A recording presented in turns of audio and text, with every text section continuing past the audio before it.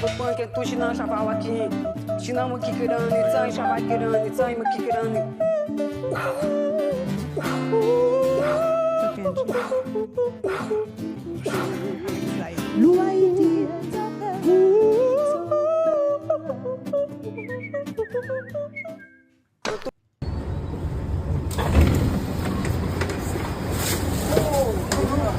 Sleeping on the train, bro.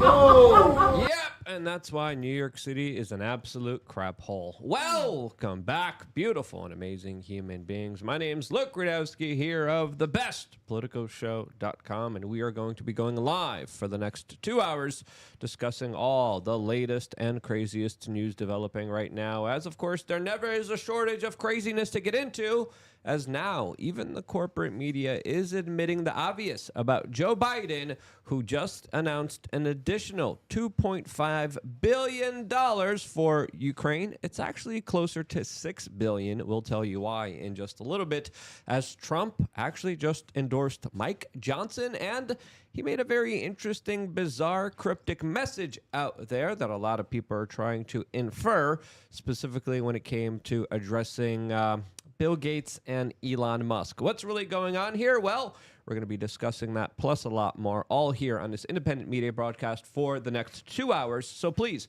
get this broadcast out to your friends and family members. It means a lot to us when you do. And when you copy, when you share, when you get it out there to everybody, it really makes the biggest difference, because the algorithm and the YouTube overlords, you know, they don't really like us, but you like us, and that's why we are still here as an independent media force and organization for over 20 plus years. And to show our gratitude for you guys helping us get these videos out there, we make you a part of the show.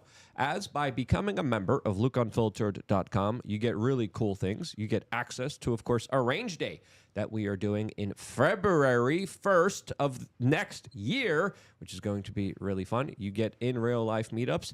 You get also the ability to call in to the show and be a part of it. We don't screen questions. We don't tell you what you can and cannot say. You guys are a part of the show, and we like that. We appreciate that. We also give you guys 6+ exclusive members-only videos a week. Yes, you heard that correctly. Just videos centered around towards making you the strongest, best version of yourself. Also, just a reminder, first-time callers get a free supplement on wearechange.shop. It's worth it alone to sign up and call in, because you get a major deal on some of the great supplements that we have available to you. We are going to be doing our best to read any and all super chats during this conversation, but we prefer you guys use the Streamlabs link, which is also in the description there, which gives us a 3% service charge rather than a 30% one. We still have our legal defense fund going on SaveLukeNow.com, and tonight's conversation is going to be really awesome, really great, as we're going to have another OG legend join us for this particular conversation. Guys, don't mind the ringing in your headphones. Only we could hear it, not our audience. We also have a new person joining us for this conversation, Louis Schechter. Did I say that right, or did I butcher that, Louis? Shanker. Sorry, I'm horrible. Bring up the microphone a little bit closer. And for the people who don't know you, because you're filling in here for Andrew, who are you and how would you introduce yourself? Yep, my name's Louis Shanker. I'm a young American, originally from Massachusetts.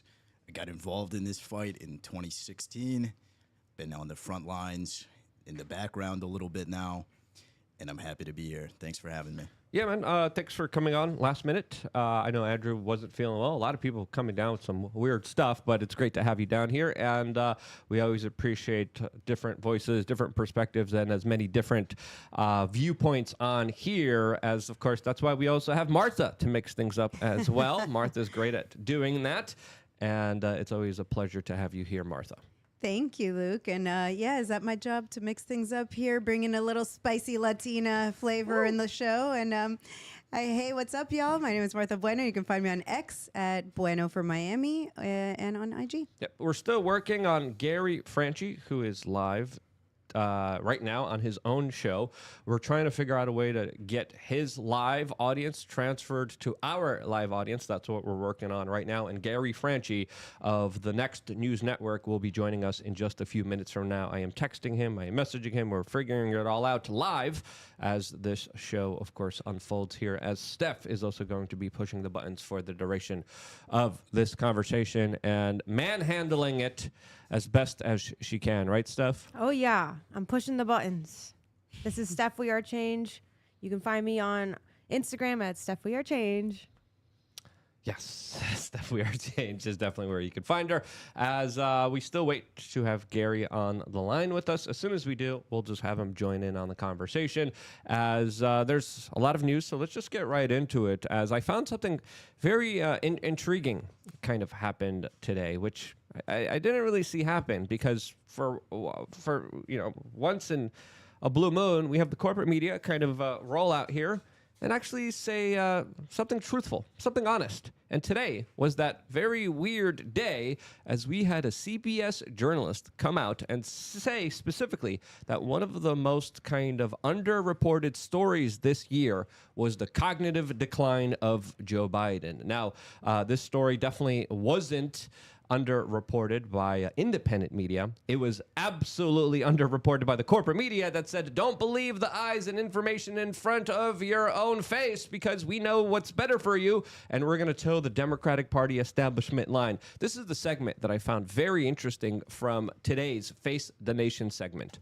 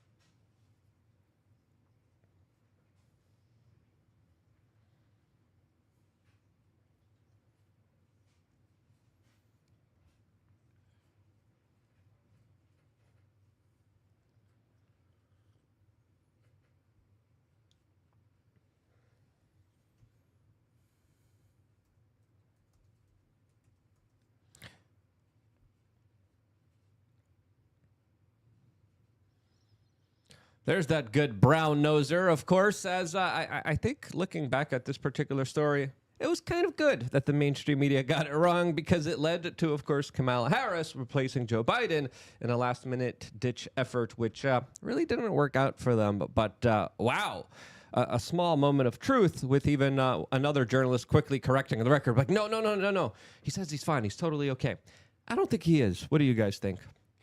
This was, we saw this coming so long before. And I love that they're finally kind of sort of being honest. But, I mean, it would kill them, to be honest, honestly. And, yeah, we all saw Joe Biden not being able to do the general things that a president's supposed to do. He's barely there. He's barely in office. Yesterday, we said that, he had been out of the office, what was it, 500 days? 500 plus days out of the 4 years. So, yeah, this guy, he's not quite there. I'm glad somebody acknowledged it at least, but whatever. What do you think? I think that if Joe Biden had dropped out earlier, they probably would have put someone like Buttigieg in. I think that when Biden dropped out and immediately endorsed Kamala, the Obamas took that as a personal affront. I think they were very upset with Kamala. I think they hate her. I think that Joe Biden hates Kamala. And I think that they really set themselves up for destruction with this decision. Yeah, I think they were really afraid because they knew that if they had a primary, individuals like RFK Jr. would have gotten a lot more prominent, a lot more popular within their own political party. And I think they wagered this larger bet because I think they also saw the way that things were unfolding. They knew the situation. There was probably a lot of power struggles happening behind the scenes that we're not privy to. As I could bet right now that Barack Obama was betting on Joe Biden stepping down, and then last minute Biden's like, "No, I got this. I'm going to do well. I'm going to win. I'm going to beat this Jack." And we're also getting news reports that now Biden is regretting withdrawing from the 2024 race because, quote, he believes he could have defeated Trump. Now, I think he absolutely couldn't have defeated Trump. And would have he done better than Kamala Harris? I think so.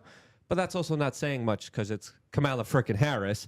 But clearly, there was a larger disconnect between the voting population, the Democratic Party, and the wishes of the American people that I think the Democratic Party didn't want to admit to. The Democratic Party didn't want someone that was a populist, someone that would go up against the grain and all the corporations that they're aligned with to, of course, ruffle the feathers of all those powerful institutions. And therefore, they just said, screw it, we're just going to go with it because it's a lot better than letting RFK Jr. Become more prominent and potentially having our official endorsement under the Democratic Party, which we cannot have. I think that was the likely scenario, but that's just my larger kind of conspiracy mind at play here. But do you believe Buttigieg could have had it? Because again, he's also another guy that's been getting his butt whooped in not the nicest of ways, specifically with all of the debacles that he's been a part of as transportation secretary, who hasn't been really doing anything for the American people except goofing up and making the roads very gay. I think Buttigieg is almost like a homosexual version of Obama that was just purely crafted to be the ideal candidate. Yeah. He fills all the boxes. He doesn't have a real personality to him. Everything about him reads as disingenuous. But the thing with Biden, it was like there's only so much the American people can take before they say enough. I remember on the 4th of July, they tried telling us that your 4th of July meal is going to be cheaper this year than in the past. Yes. Yeah. And what, we're paying $12 for a pack of hot dogs and they want us to think that it's cheap? It's crazy. Yeah, I remember that. That was a great stunt on their part. I mean, maybe if they say it loud enough and people like regurgitate it, it might be true. I don't know what they were trying to achieve with that because we all have eyes and you can see what the supermarket's like. But yeah, no, that's a great point you bring up. I do think that Buttigieg is kind of like, he's pretty and, he's like, oh, well, he's just, this flavorless candidate that he can be anything you want him to believe. So yeah, he could be an Obama. He just doesn't have that charisma that Obama had. I think he came out of the same kind of CIA training manual and institution where he has the same kind of cadence. He has the same kind of delivery when it comes to his speeches. He has the same kind of mannerisms that have been kind of ingrained and essentially implemented with a lot of these kind of, I call them personally, Manchurian candidates. Because if you look at a lot of these politicians, they're just puppets. They are individuals that carry out the work for the special interests that really do control the scenes behind all the levels of power. And again, everything was pretty clear here, specifically with Joe Biden. I mean, there's videos like this showing him literally falling up the stairs of Air Force One. And you're telling me that this guy showed enough strength. And again, the Biden administration was trying to do everything they could to make him look strong. That guy couldn't even ride a bike. He was falling left, right, and center everywhere he went. And you're telling me that this is the person that you thought was going to be a good leader for this country? No, he was the perfect puppet, a perfect man of the special interest groups, a special man for all the lobbyists that even Barack Obama heavily criticized him for being, as Barack Obama even specifically said, all the lobbyists, all the special interest groups, they have all of their ties to Joe Biden, who right now the administration wants us to believe is the one calling the shots with all of the major decisions being made in Ukraine right now, as the White House has just officially announced an enormous $2.5 billion aid package to Ukraine today, as still many places in the United States look like this after being ravaged by natural disasters, especially in the Carolinas. This particular video footage coming from North Carolina, as one user said, while the roads to my kids' schools look like this today, it was Joe Biden that just announced $2.5 billion for another foreign country where that money will be going to from, of course, our own pocketbooks, which is just absolutely insult to injury to a lot of Americans that are struggling to make ends meet. It is an insult. And for a minute there, when I saw that on the screen, I thought that we were talking about Ukraine, actually. I thought that was footage from Ukraine. It's amazing that is a city in the United States that still looks like this. How long is it going to take them to fix it? Have they said? No.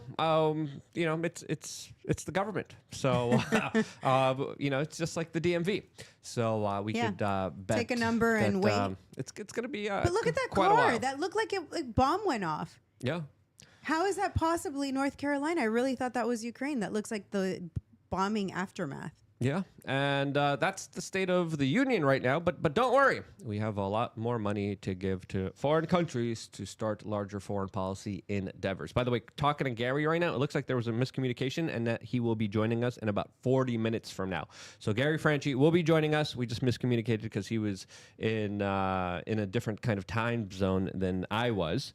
And we were 1 hour behind. So Gary Franchi will be joining us officially in just a few minutes from now, so stay tuned for that. As, of course, we continue the conversation about what is happening here domestically with this major Ukrainian aid that, of course, you see the Biden administration rushing through, as, of course, this is, to me, a larger ploy to specifically prevent and stop Donald Trump from being able to stop the Ukrainian war. Because if the Ukrainians have a huge ton of weapons, a huge ton of supplies, and a lot of money, Donald Trump can't go to them and say he's going to cut them off anymore because they already have everything that they need. What is he going to cut them off from when the Biden administration is preemptively the intel agencies that control the Biden administration and the military-industrial complex that controls the Biden administration are already giving them everything on a silver platter to essentially say, screw off, Trump. We're not even going to listen to you because you have no leverage here. You have no ability to stop this larger proxy conflict that we are currently involved in. And to me, this larger Ukraine war,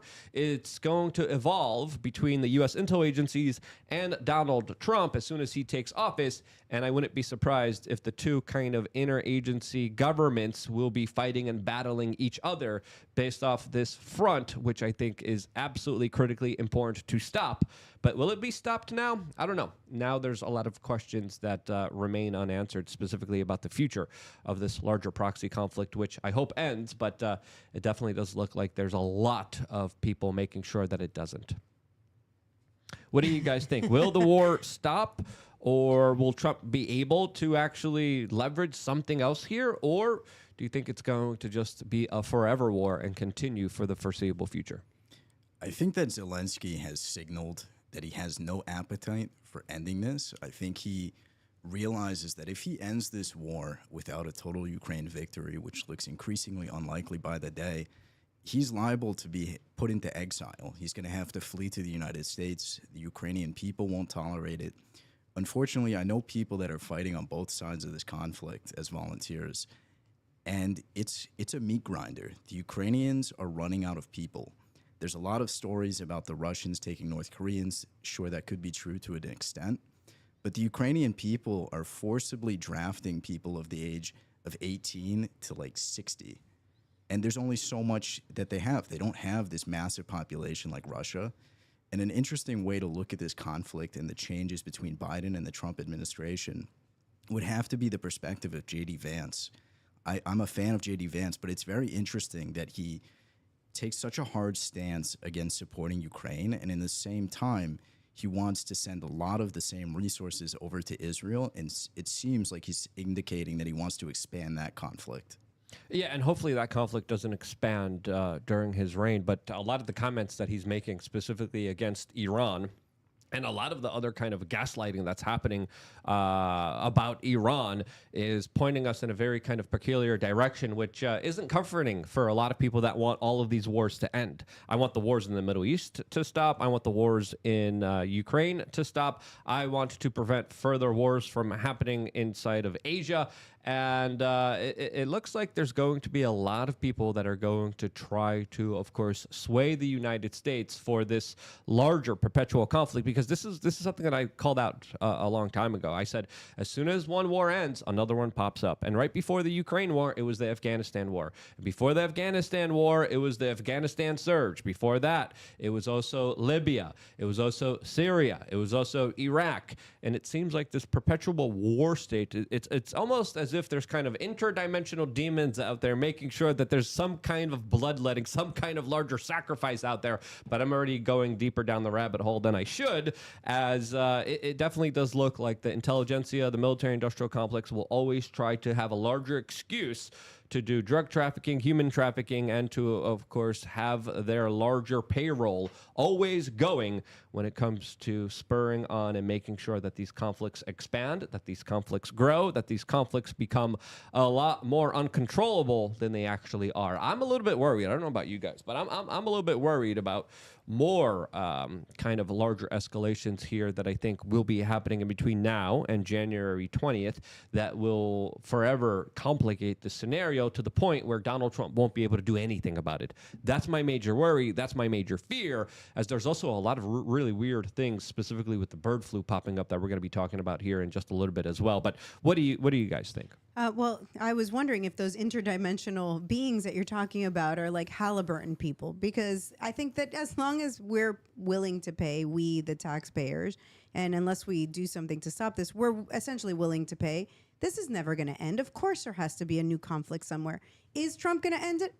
I mean, he didn't end any previous wars. He didn't start any new wars, which is what we give him credit for. But it's not like ending wars is his thing. I don't know. I think that there's definitely going to be a battle between the two. Maybe, possibly, at the end of the day. I mean, Trump makes money off of this, too, I'm sure. I'm sure that Halliburton and all of the MIC pays or has donated or whatever. So I'm not very confident. In this sense, I feel very much like Tatiana. I think I'm the black pill on the wars here. I wish they would end. I don't think that they serve any purpose for us. I kind of feel like Zelensky's probably back there like, we gotta go.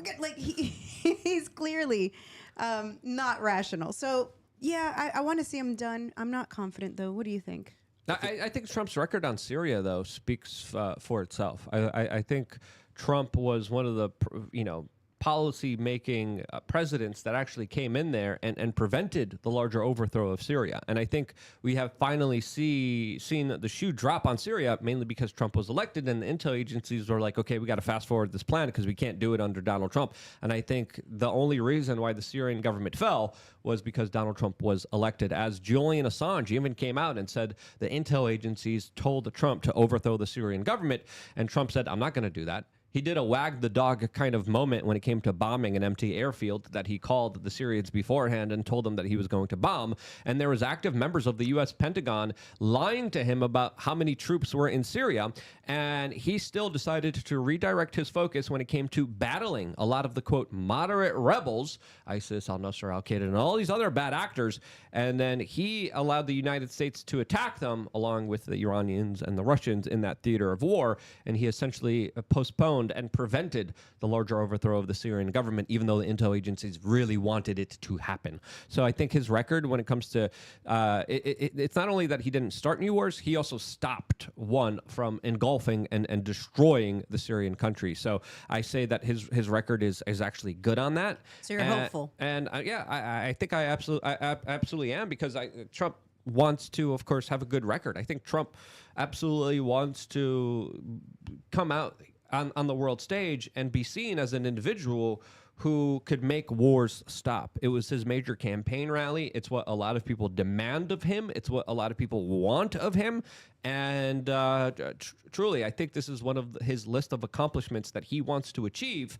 And it will be a major kind of hallmarker for his, that he could go back and say, look, guys, I did it. I stopped this. I stopped this madness. I stopped this lunacy. I'm a peace president. I brought peace and prosperity to the United States. I think that's what he wants to accomplish. But that's just my own personal kind of 2 cents on the matter. I mean, you give me hope. I hope that that is the case. I hope that he does end the wars. I hope that there's no escalation.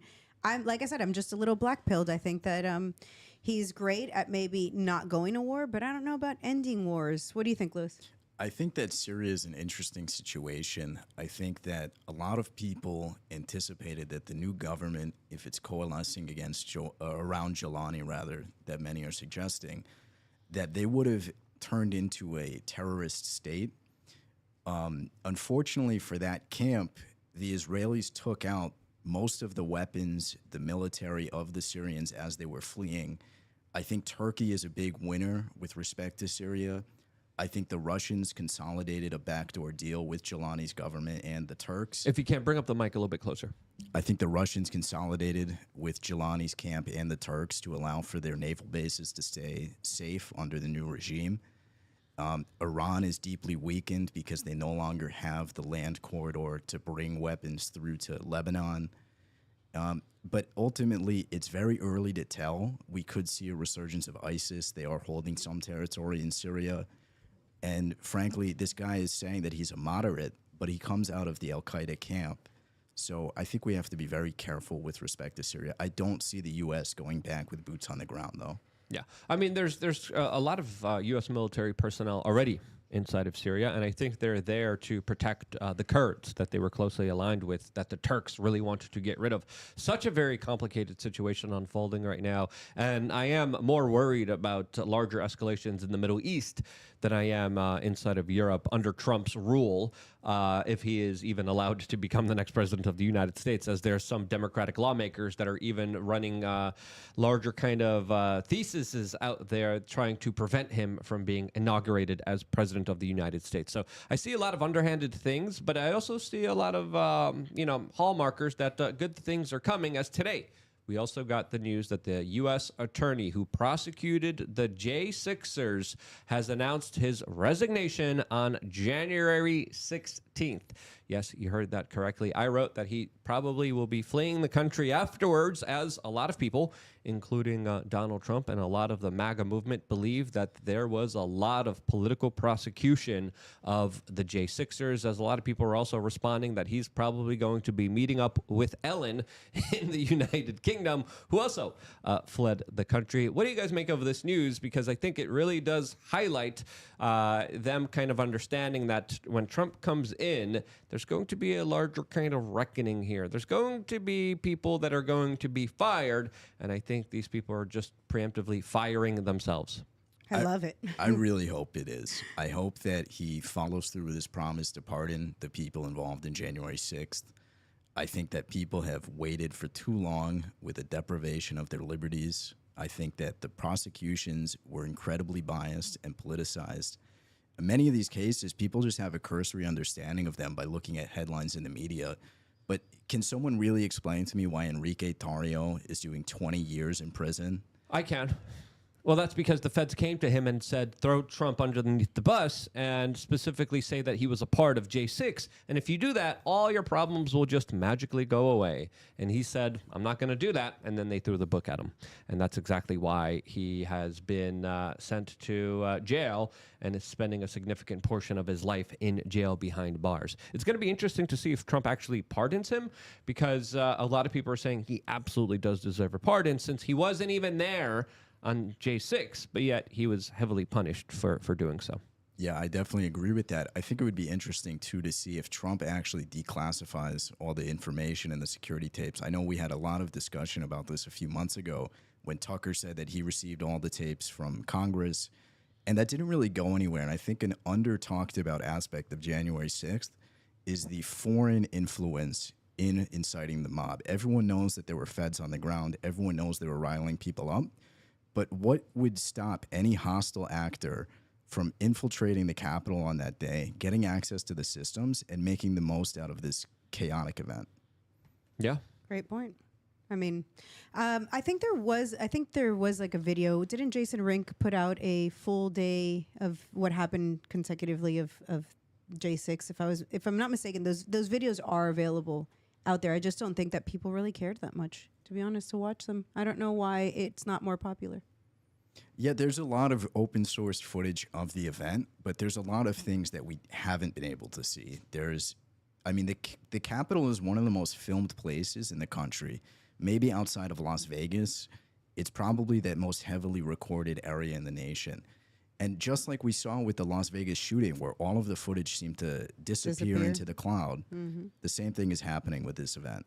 Yep. Well, the feds aren't going to out themselves, you know? Well, and nowadays with the advancements in AI and facial recognition, it would be relatively easy to identify the different players involved. I know that Clearview AI did a lot with that, and it's something that I look forward to seeing. Yeah, I look forward to finding out who planted the pipe bomb at the DNC headquarters. I look forward to finding out what the hell actually happened here, as there still is a larger mystery here, just like the Las Vegas shooting, where we still don't know a lot of the very important answers to these questions. And let's be honest here, one of the individuals that hasn't been the best when it comes to, of course, representing the American people and giving us full disclosure about what is really happening behind the scenes is Mike Johnson, the current Speaker of the House, that very surprisingly to a lot of MAGA people, Donald Trump just officially endorsed for Speaker of the House.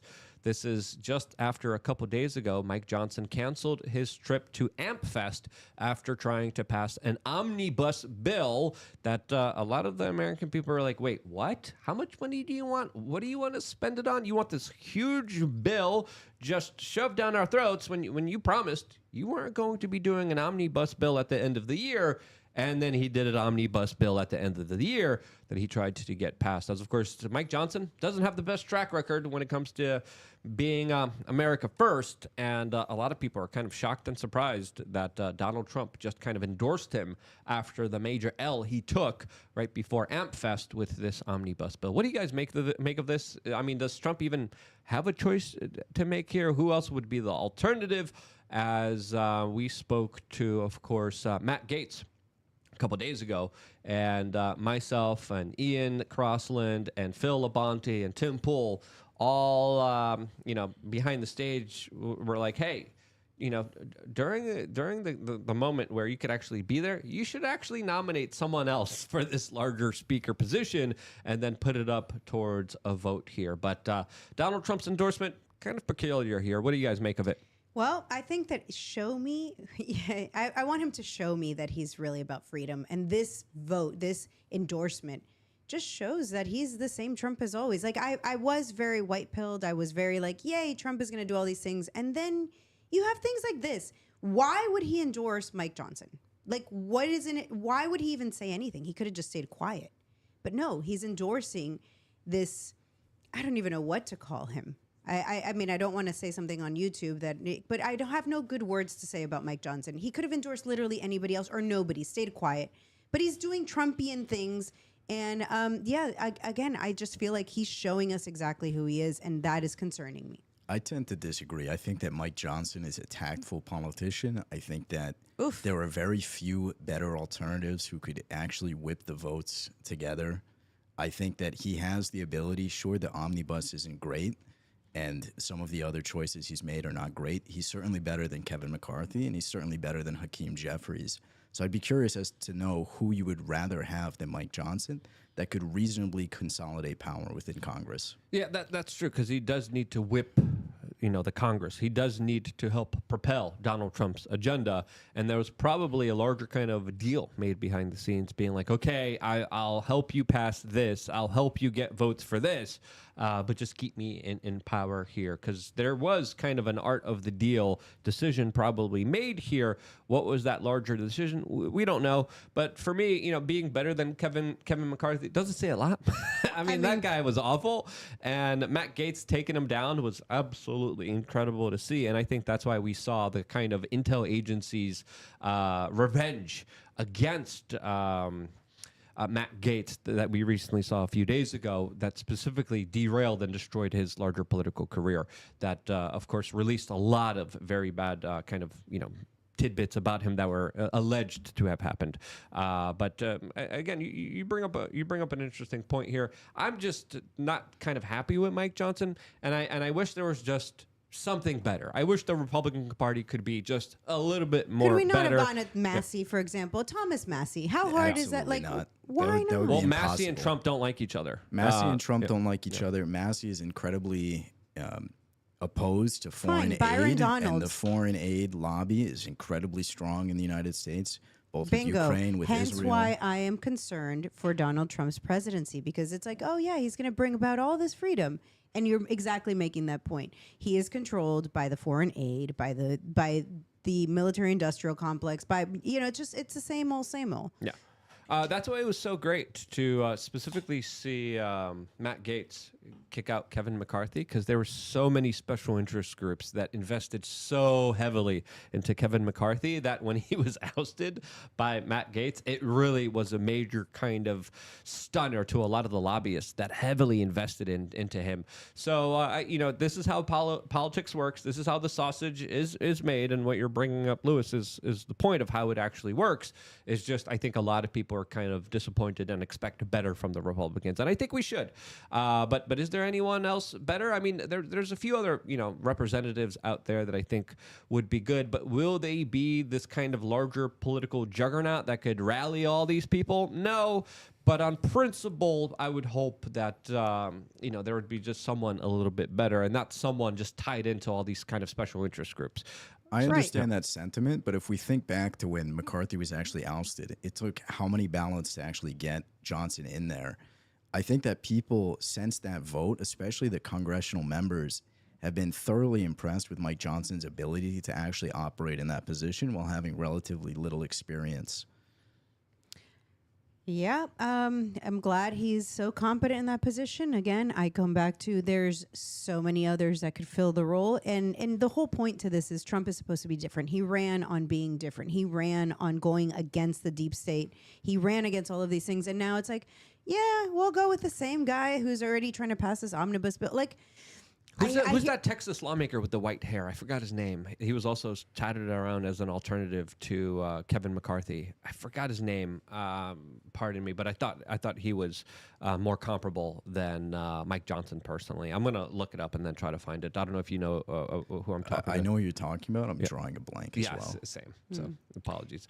Yeah. But it's going to be interesting to see how this new government works, as there's still a lot of things that are kind of undetermined here. I know there's a lot of backroom deals being made here, and there's also a very kind of weird cryptic message that was just released by Donald Trump on Truth Social that we're going to be reading in just a little bit. Before we do, Steph, we have a bunch of super chats. Let's read them off really quick. Sure. So we have Little Drinky Poo saying, I'd rather die fighting for a brighter future for my children than dying for Israel or Ukraine. Wow. Yep. All right, we got Gonfall saying, they are Syria killers. Get it? Ha. We have Bystander Syndrome saying, low frequencies, Luke. Now I get why they want to sue you. Huh? What? What does that even mean? Keep going.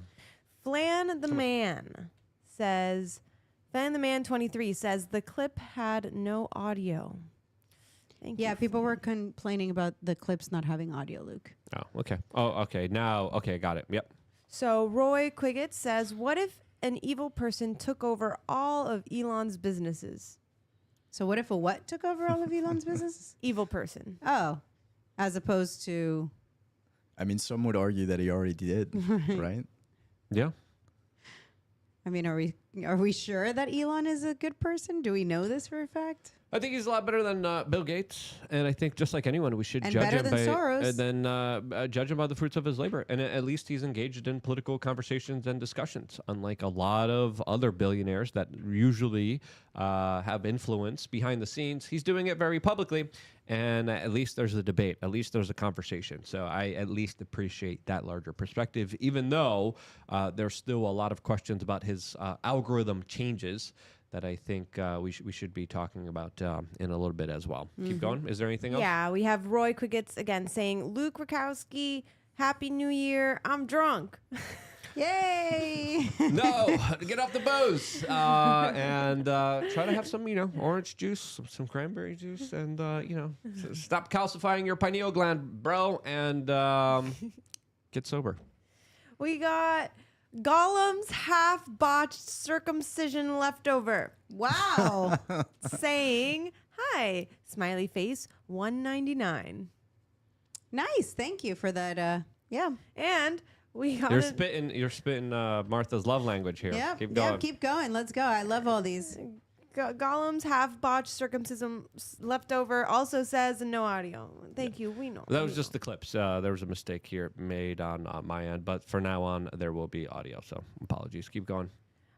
We are up to speed. All right, let's get into this kind of weird post from Donald Trump that on Truth Social said, quote, "Where are you? Question mark. When are you coming to the center of the universe? Mar-a-Lago. Bill Gates asked to come tonight. We miss you and X. New Year's Eve is going to be amazing. DJT." A very weird message, as a lot of people are saying, wait, what's really going on here? As of course, was this meant for Elon Musk saying, we miss you, X? Or was this a nod at his son, who is also named X?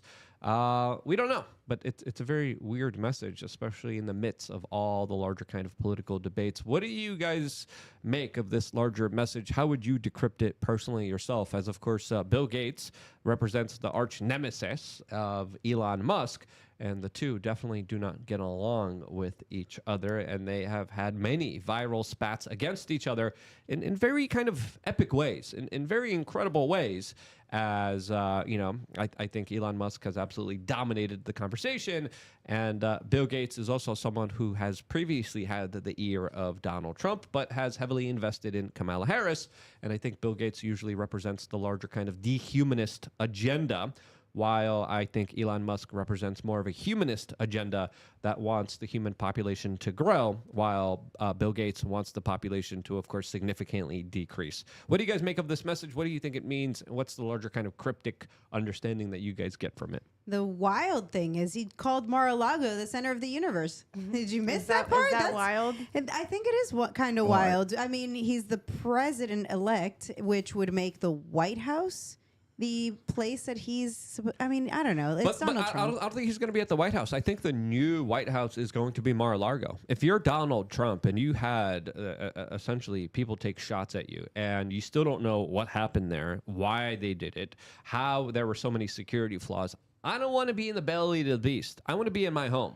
I want to be at the place that I know I'm safe at, and that, of course, is Mar-a-Lago, where he has control of his environment, control of his communications, control of everyone around him, as opposed to the White House that literally does public tours, that literally has the intelligentsia, the deep state, and all these other intel agencies all running around him and everything that he's doing. So my kind of prediction for his presidency is that the majority of the time that he will spend during his presidency won't be in Washington, D.C., but will actually be in South Florida. Sure. No, I'm totally cool with him, ruling from Mar-a-Lago. It's just calling it the center of the universe. I mean, hey, it's in Florida at least. Winning, we're winning. Yay. It's just, it's a little wild to hear that. The rest of it, why is he inviting Bill Gates to the White House? Wasn't Bill Gates? Bill Gates invited himself. Yeah, Bill Gates. He said To Mar-a-Lago. he didn't invite Bill Gates. He says Bill Gates has asked to come, and CNN actually reported on this as well. Take that with a grain of salt, but they're reporting that Bill Gates is reaching out to Donald Trump's transition team, trying to get a meeting with Trump and trying to get to Mar-a-Lago. Has Donald Trump actually, accepted some of those meetings? We don't know yet. So yeah, maybe I have two thoughts on this message. I think perhaps this could be the second term's Kofefi tweet. And then the second thing, which perhaps is more interesting, is I think we're seeing in real time the hagiography of Donald Trump. Look, he says, when are you coming to the center of the universe? My mind immediately went to the episode of Jacob and Abraham and Isaac on Mount Moriah. God calls out to him and says, where are you? And he says, here I am. Donald Trump is assuming and creating this universe where Mar-a-Lago is the center for his religious followers.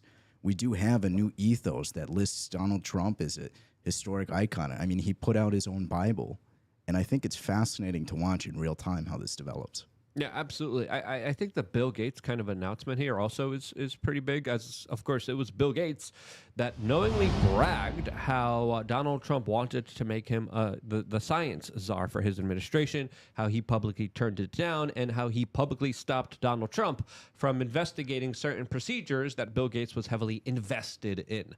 Now that RFK Jr. is going to be playing a very prominent role in the future Trump administration, I do see Bill Gates kind of panic here, as I think Robbie Starbuck had the best take out of everyone here, as he said, Bill Gates should be in a prison cell, not inside Mar-a-Lago. He's not there to kiss the ring. Gates is there to lie and manipulate. What he did during the health crisis in 2021 should result in him being seen in the same light as war criminals and thugs. He chose the far left. Let him rot with them. As I absolutely agree with that particular statement, as Bill Gates absolutely has a horrible track record, has supported some of the most awful, worst policies on the face of this earth, and this man is not to be trusted, and I absolutely do not want to see him in the orbit of Donald Trump, as, of course, when he was previously there, he had very negative influences on Donald Trump that he was susceptible to many, many years ago. I don't think Trump is going to fall for it this time, especially with all the great people around him, especially with Elon Musk essentially at Mar-a-Lago almost every single day, especially with RFK Jr. at Mar-a-Lago every single day. It's going to be a very uncomfortable meeting for Bill Gates to be able to walk in there with his moobs waddling around everywhere, as this is a man who is exactly opposite of Make America First, again, as he has a lot of money. He's one of the richest people on earth,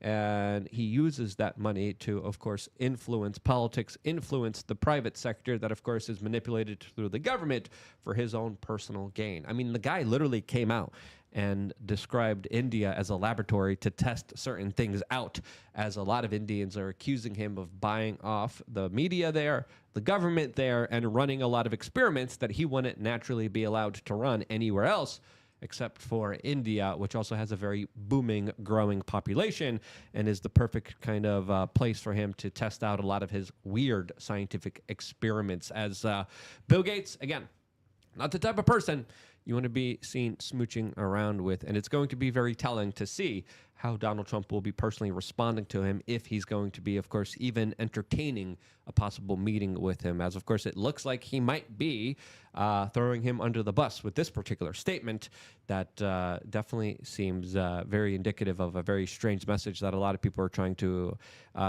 interpret themselves. Well, I'd love to watch him squirm. Oh, to be a fly on the wall if Bill Gates ever went into Mar-a-Lago with RFK there, you know, just to to see them debating, to see them get into it. It would be great. But no, unfortunately, I don't think I'm going to have that come true. Who knows what that was about? And Trump was fooled the first time. Will he be able to withstand the snake-like charms of Bill Gates? Because I don't know what people see in him, but apparently he's very charming, where he's been able to get all these sorts of things done. I don't know. It's called billions of dollars.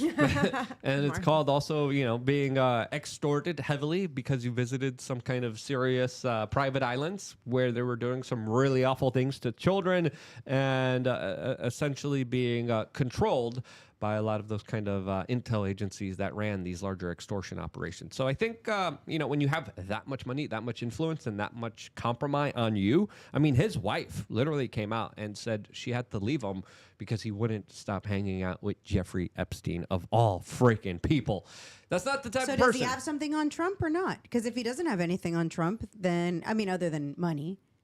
Yeah. Well, I think a key difference to note between 2016 and 2024 is in 2016, a lot of Trump's meetings and the people that were gaining access to him gained it through Ivanka and Jared. Yep. I think now we have Barron as a much more trusted advisor to Trump. And from what I'm hearing in the background is that Jared is focusing more on his deals with various nations, Albania, the UAE, and these countries, and he's not so involved in the political sphere as much, which I think is an excellent development. Yes, I made that kind of observation personally myself when Donald Trump was running. I was like, let's see who Trump surrounds himself with. Let's see who he's going to make a part of his transition team. And if Kushner's in there, you could make, you could fairly bet that he's definitely going to be wheeling and dealing, not for the best benefit of America, but of course all of those larger kind of business ties, as Jared Kushner was the man that literally gave Saudi Arabia a better weapons deal for Saudi Arabia as he negotiated in their favor. So there always is this kind of duplicitous circle around Donald Trump with a lot of kind of internationalist globalists, the Jared Kushners, the Bill Gateses, the really bad individuals that don't give a damn about America. And then you have a lot of the other people that represent this kind of Make America First faction, the Tulsi Gabbards, the RFKs, the Viveks, the Elons, and all these other kind of populist figures that definitely represent a different kind of perspective, as Donald Trump, even himself during his presidency, called himself a patriot, but also a globalist at the same time in one particular statement, which confused a lot of people. But I think he's wheeling and dealing. I think there's a lot of things happening behind the scenes, and I think he is a little worried about the Senate confirmation hearings with some of his most loyal supporters, that he's hoping he could get them a seat at the table. As we also have the news today that Trump imposed a social media ban on his cabinet picks. This after, of course, there was a MAGA civil war over migrant visas that happened on Twitter a couple days ago, as Trump has now ordered a lot of his nominees for jobs within his cabinet not to post on social media without having the approval of course,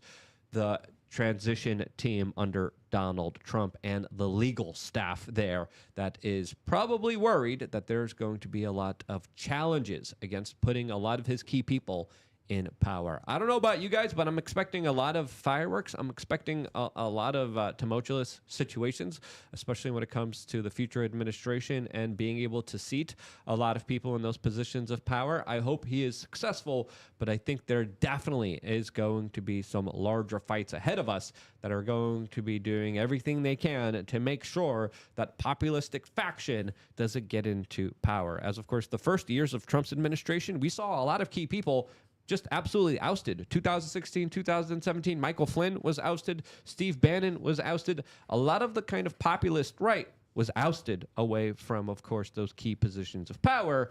And then, of course, we had a lot of bad individuals calling a lot of the shots that ended up biting Trump eventually with policies that shot him in the foot.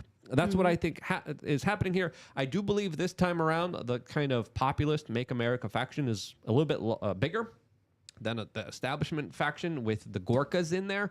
But this fight is definitely going to be an interesting one, as a lot of people are saying it's not looking good for the populist faction, as they face a lot of people that are going to be going up against them, not only fellow rhinos, not only fellow Republicans, but also, of course, the left that is voting in tandem on a lot of these confirmations and will be trying to stop Donald Trump from moving forward with his agenda. I see this as a major big battle ahead of us. How do you guys think it's going to play out? Well, I'm not so negative on this topic. I think that, as we've seen in this MAGA civil war, as they're calling it, over the last couple of days, the base of the Trump supporters has been animated by this flashpoint regarding the H-1B visas and migrant workers. I think that a lot of people in the Trump camp, in the administration, in his circle, were surprised by how strong the reaction was to this topic of conversation. I think that might be why he's instituting this social media ban. He wants to gauge the temperature of how the base is feeling. And Rasmussen just put out a poll that said 6 in 10 Americans think that there are too many foreign workers. And that number jumps up to 72% when you look at Republicans. Yeah. I think if you're Donald Trump, you just don't want your base fighting each other. I think that's what the we bigger saw issue here. with this MAGA visa debate was like, holy cow, they're tearing each other to shreds. And they took Elon down. So I think it makes total and complete sense that he doesn't want this to continue to happen. He's like being the father figure here and like, nope, nobody's going to speak anymore. You're not going to just tear each other apart. And I think that's what ended up happening. I think it's interesting to see, though, that Elon's statements have changed over the course of the last 4 days. He's moved a lot towards the direction of those that want to restrict the H-1Bs. He's saying that it needs to be overhauled. He is putting out generalized statements saying that we are not playing into the racial aspect of it, which obviously is counterproductive.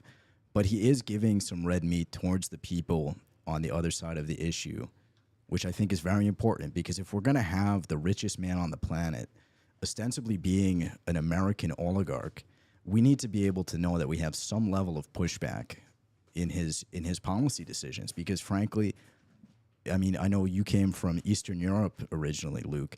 to see what happened after the fall of the Soviet Union is not something we want replicated in the United States. Absolutely. This debate was very vigorous. I liked vigorous debates, but I think a lot of people went too far with it. I think a lot of people were very disingenuous. A lot of people were playing up a lot of the kind of racist aspects of it. A lot of people were playing up a lot of the more very serious attacks against Elon Musk and taking it a little bit too far. But I definitely wasn't on the side of Vivek and Elon Musk on this particular debate. I disagreed with them, and I let my kind of feelings be known through a lot of the facts and evidence that I was putting out there on social media. And I think that this conversation was incredibly important. I just wish there wasn't a lot of the bad actors out there that literally were just trying to knock over the entire game and act absolutely radical and crazy during these myths. As it's fair to say, during this kind of debate, emotions were running very high. But cooler minds didn't prevail. You saw Elon Musk tweet a lot. You saw Elon Musk is now also being accused of deleting a lot of his tweets. You saw him kind of come out very aggressively saying that he's going to fight till death for this particular issue. Yeah. And now he's kind of coming out saying, oh yeah, I get it. It could be, it could be changed a little bit here, which is the more kind of rational kind of perspective here, as some people are even going as far as to say that a lot of this was kind of artificially created in order to stir up this larger conflict, to have the right to fight each other instead of actually going out there and getting things done. So I think that's an interesting kind of perspective that a lot of people have had as well. But regardless of that, this is an important debate. There are a lot of opportunities being taken away to the American people. I think those opportunities should be available to the American people. And a lot of these policies, a lot of people found out through this discourse, were absolutely used and abused by a lot of top corporations out there that were using it as a way of having cheap labor that, of course, was more easily controlled underneath their kind of grips of power. Yeah. Absolutely. And there are some other stories in this general conversation that didn't get a lot of attention. For example, the transnational repression aspect of the algorithm changes that Elon's instituting, or said he was going to institute, hopefully he walks it back, severely constrains the amount of speech that Americans are able to have. If they're going to deboost accounts based on mass block lists or how many times you've been muted, that's a weapon that can be used as a vector of dissent suppression by foreign governments, by the left, by the various entities that want to see conversations like this not held. And it's also important to note that Elon is getting a lot out of this presidency. He's getting those indictments and the trials and the investigations against him quashed. He's getting preferential treatment with his contracts as far as SpaceX. And I think that he recognizes that he doesn't want to paint the giant target on his back with the American base for the Trump supporters. Yes. No, that's a very good point. That's an important point that you made there, as he invested, what is it, $44 billion into this future administration, as it's a lot of money, as it's fair to argue that if it wasn't for Elon Musk and Twitter and the free speech that is allowed on that particular platform during a key presidential race, that Donald Trump wouldn't have won if it wasn't for him allowing us to actually have the ability to talk to each other. And this is why I found the conversation very concerning, especially when it came to some of the algorithm changes that kind of spurred out of nowhere during the peak of this conversation, as a lot of people had their blue check marks removed, a lot of people had their privileges removed, and it looks like some people are getting their blue check marks back now, and it's still kind of largely unclear what was really going on here. But these policy decisions were a little bit worrying with the way that they were kind of unfolding here, as a lot of people were holding his feet to the fire. Some, I would say, a little bit more too aggressively than others. But I think it was overall a healthy thing. I like seeing people's feet brought to the fire, and I think everyone needs that to happen once in a while, including even Elon himself. Yes, with respect to those blue checkmark accounts, the larger ones that got the checkmarks removed, that actually had to do with the affiliated organization that had the gold checkmark that were sponsoring their tags. It was an organization called Conservative OG. There's a journalist out of Texas by the name of Tony Ortiz who runs Current Revolt that's done some excellent work explaining the issues with this. I believe that it happened at the right time for it to make a big splash. But what I'm seeing is that they were engaged in platform manipulation, coordination, and undisclosed payments to various content creators to produce different things. For example, they coordinated a bizarre attack against Dr. Ben Carson a few weeks ago. So there's a little bit more to the story with that, but I recognize that it is tough to get into the weeds with these things. And there's also a lot of other private groups and chats out there that are gaming the system and literally supporting and propping each other up, creating an unfair advantage to everyone else. I know there's particular groups out there because I'm not a part of these groups, but I hear all these kind of rumblings of a lot of content creators being like, you promote me, I'll promote you. And they have larger kind of share groups that kind of gain the system and gain the algorithm in a way where you always see their stuff and their stuff always goes viral. As I think that's kind of an unfair way to game the system, as of course if we truly have a free algorithm, we should be able to of course all have a voice and not just figuring out a way to gain it for our own personal benefit.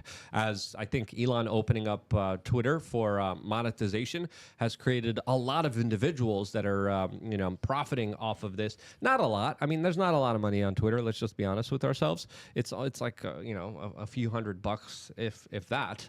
Now some content creators make a lot of money, but I think those situations are extremely rare, and they're kind of used in a very similar kind of propaganda way, like a lot of the kind of adult websites out there are also kind of used out there to say, hey, look, you could do this. And a lot of people get caught up in this kind of larger attention game.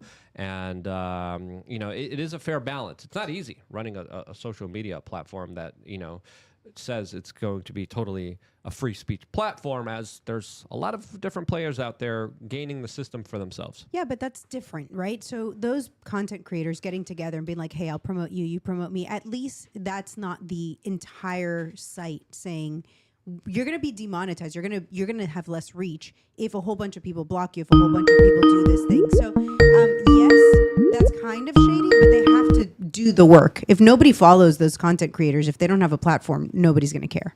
Yep. Looks like we're going to have Gary Franchi joined us from the Next News Network. We might have Gary on the line already. Gary, can you hear us?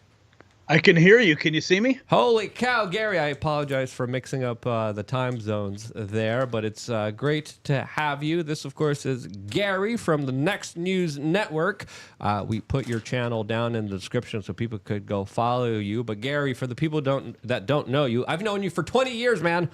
2025, I think we'll mark 20 years that me and you have known each other in this particular game. It's awesome and incredible to still see you at it. There's not many of us left, but from the people who might not know who you are you, Gary? Introduce yourself to our lovely audience.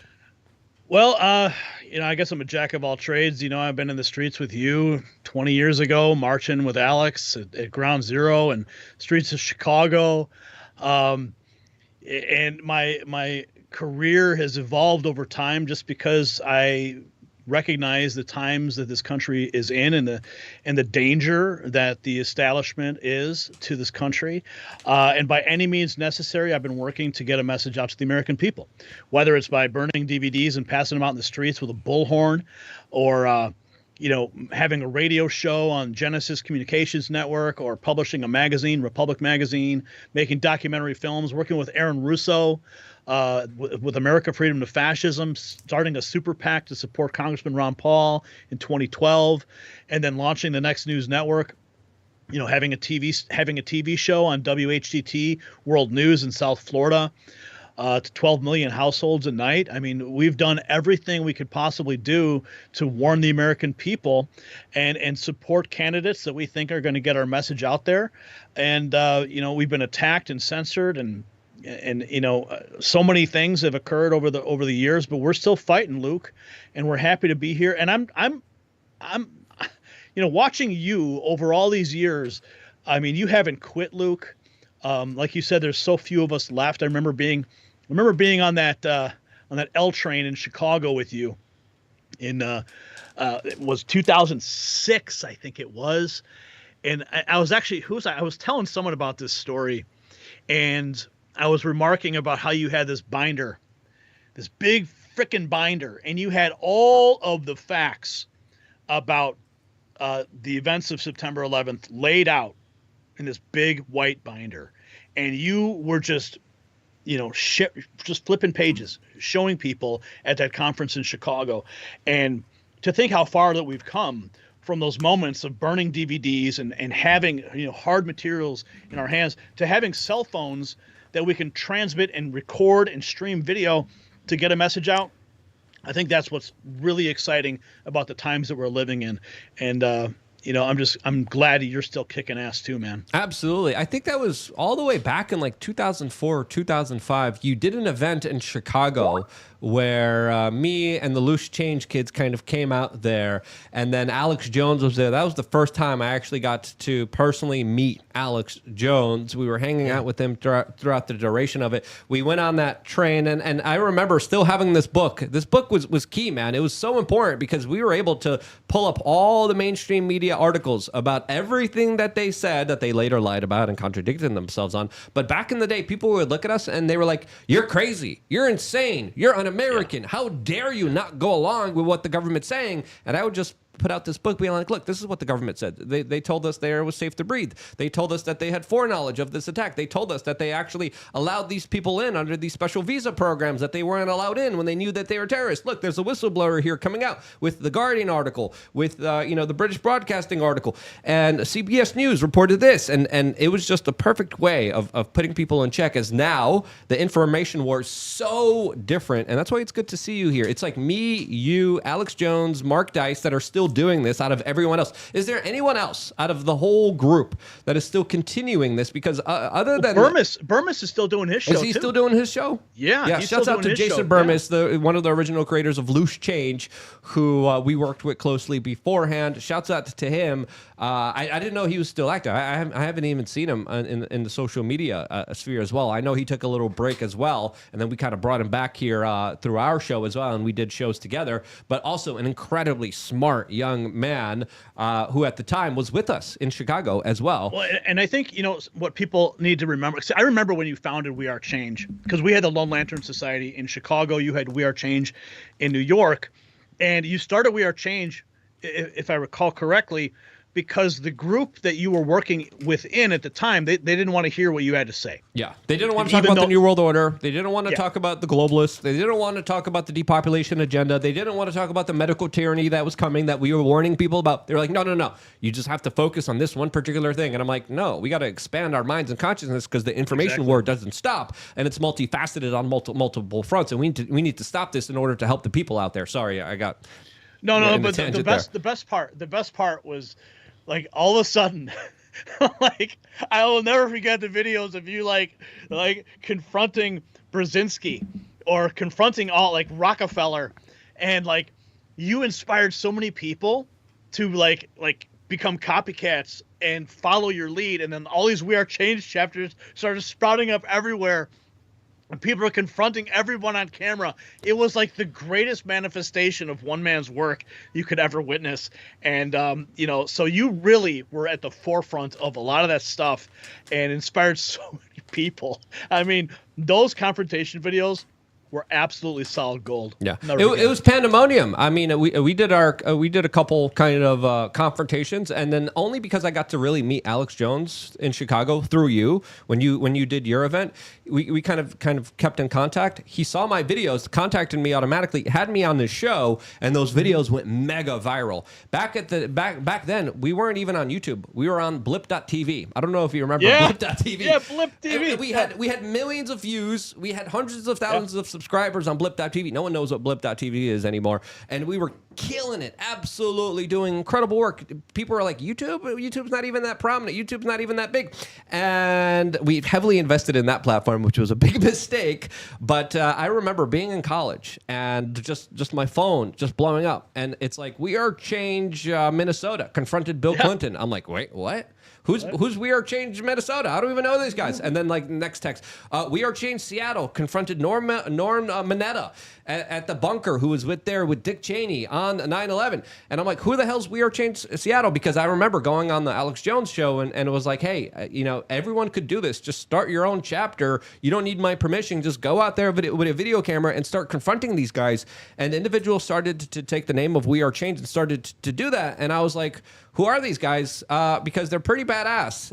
And I was like, I'm getting like these visions. Remember the movie Fight Club? Yes. When he's flying around the country and he's like, wait, there's a Fight Club here. There's a Fight Club here. It's like he didn't even know all these Fight Clubs existed. But yet again, people were watching you and they were inspired and they were taking action. So, yes. And I think you definitely led the way, specifically when it came to your kind of reporting, your newscasting. I mean, what you did out in this particular field, really, a lot of people don't understand. You were one of the trailblazers. You were one of the people that actually set up your studio. You're the one that actually spoke out. You're the one that actually was on the forefront of a lot of this before everyone else. And that's why YouTube demonetizing you and attacking you recently was such a horrible thing, because they attacked us. They demonetized us a bunch of times too. It looks like you're finally back at it. You're finally monetized once again. Tell us about your kind of independent media journey, where you are now, and where can people support you and all the work that you're doing, since, again, these OGs, these people that have been around for so long, Jason Burmis, you, me, Mark Dice, Alex Jones, we've seen it all. We've been through the ringer, and you could really see somebody through the lens of their entire work and career. And a lot of these new folks don't understand what we had to go through back in the days. It wasn't easy, where literally we were convincing people with articles that were printed out in the middle of the streets. That was our way of hosting our own newscast, because there was no other way to communicate with people other than actually showing them, passing them the articles and DVDs as well. Luke, when I started in this like media, career, if you will, it was because I would don a suit and I wanted to project the same visuals that Americans were used to seeing when they would turn on Fox or CNN, but I wanted to present my message because I didn't agree with what I saw in the mainstream media. So I'm like, we have to present this message that people are not familiar with, but in a way that are familiar with absorbing it. And it was a vastly effective method, because we gained, tens of thousands. And now on this channel, we have 2.25 million followers on Next News Network on YouTube.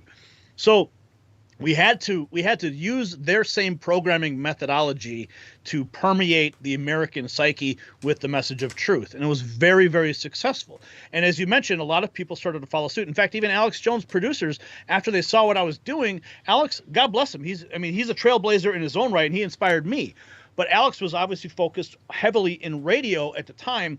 And then he transitioned into this master broadcaster with his studio, and I saw that develop over time. And I remember after going on one of his shows, his producer contacted me and said, "Well, how are you making these things? What are you doing? And what software are you using?" And I'm like, "Dude, we're just using After Effects packages, and we're just rebranding these things and putting it out there." And then Alex started to build his first studio and his second studio, and InfoWars just exploded with that new media technology. And I saw other people do similar things, and I'm humbled to know that I was able to help inspire a lot of people. But as you see me now, we've got this new show. It's called The Raw Feed, and we go live, and we're basically like pulling in the raw information as it's coming in off of X, and we're presenting that, we're riffing off that, and we're having great success in the format. And then I dropped the suit, because the suit presenting news in that capacity served its purpose. A lot of people are like, "Franchi, how come you're not wearing your suit anymore?" Well, it's not that I don't want to wear the suit, but people are the media ecosphere is changing. It's moving into a different direction, and I want to give you me. I don't want to be a guy just reading a script and calling the cuts and presenting this totally packaged presentation. And when you do that, you limit your ability to really go off script. And I could go off script whenever I wanted to, don't get me wrong. But in this capacity, Luke, you get me. You get Gary Franchi in the raw, and there's no BS behind it. You're gonna get the real me. So that's the new show we're doing now. It's wildly successful. And you mentioned the censorship, and I want to bring up something that's really remarkable, because without Zach Voorhees' testimony in Texas, which happened in late May, I would not be able to celebrate the fact that, yes, we got remonetized, because what happened after his testimony to that committee, when he put on the record that our channel was being suppressed through ranking classifiers, through his whistleblower documents that he presented, when he put that on the record, the Texas committee came forward and said, "Okay, we're going to subpoena Google." And then the Texas committee sent a letter to Google demanding to know what happened to Next News Network. Why did you demonetize them? So when those records were sent back from Google to Texas, I interviewed the committee chair, and I said, on YouTube, I said, well, tell me what happened. How do I get those records? Right? I'm talking to the committee chair who just sent the letter to Google, and I'm talking to him on YouTube, and I go, what happened? How do I get those records? Well, submit a public information request. I submit the public information request, and within 24 hours, Google gets notified of that request, and suddenly my channel gets remonetized. Wow. So yeah, Zach Voorhees, we had him here inside the studio before. I was just with him at AmFest, and a couple months back, couple years ago too. He was like, "Yeah, your channel's getting screwed." I still think our channel's being screwed significantly, but it does seem like after Trump won, there definitely is kind of a changing here of the guard. It definitely does seem like a lot of the censorship was just lifted just a little bit, not 100%. But they definitely, kind of let off the pedal when it came to, of course, destroying alternative and independent media. By the way, we also have other people joining us for this conversation. We have Lewis, Martha, Stephanie here as well. So if you guys want to jump in and ask any questions to Gary, the OG independent media guy, feel free to ask him at any moment in time, guys. As, of course, this is an important point you also brought up, because you were the first one that kind of streamlined independent media to be slick, to look really cool, and you did the whole suit thing. I still have Roger Stone demanding that I put on a suit. I don't know if I ever will, but now in this year, 2024, it definitely does seem like the corporate media is done. A lot of people don't want to hear it. They don't want the fancy graphic. They want real, legitimate, authentic conversations about the truth that are just available to them right now in the moment, without any fluff, without any bullcrap. Stop fighting it, Luke. Just wear the suit. Just wear the suit. Stop fighting it. What's the problem? I'm kidding.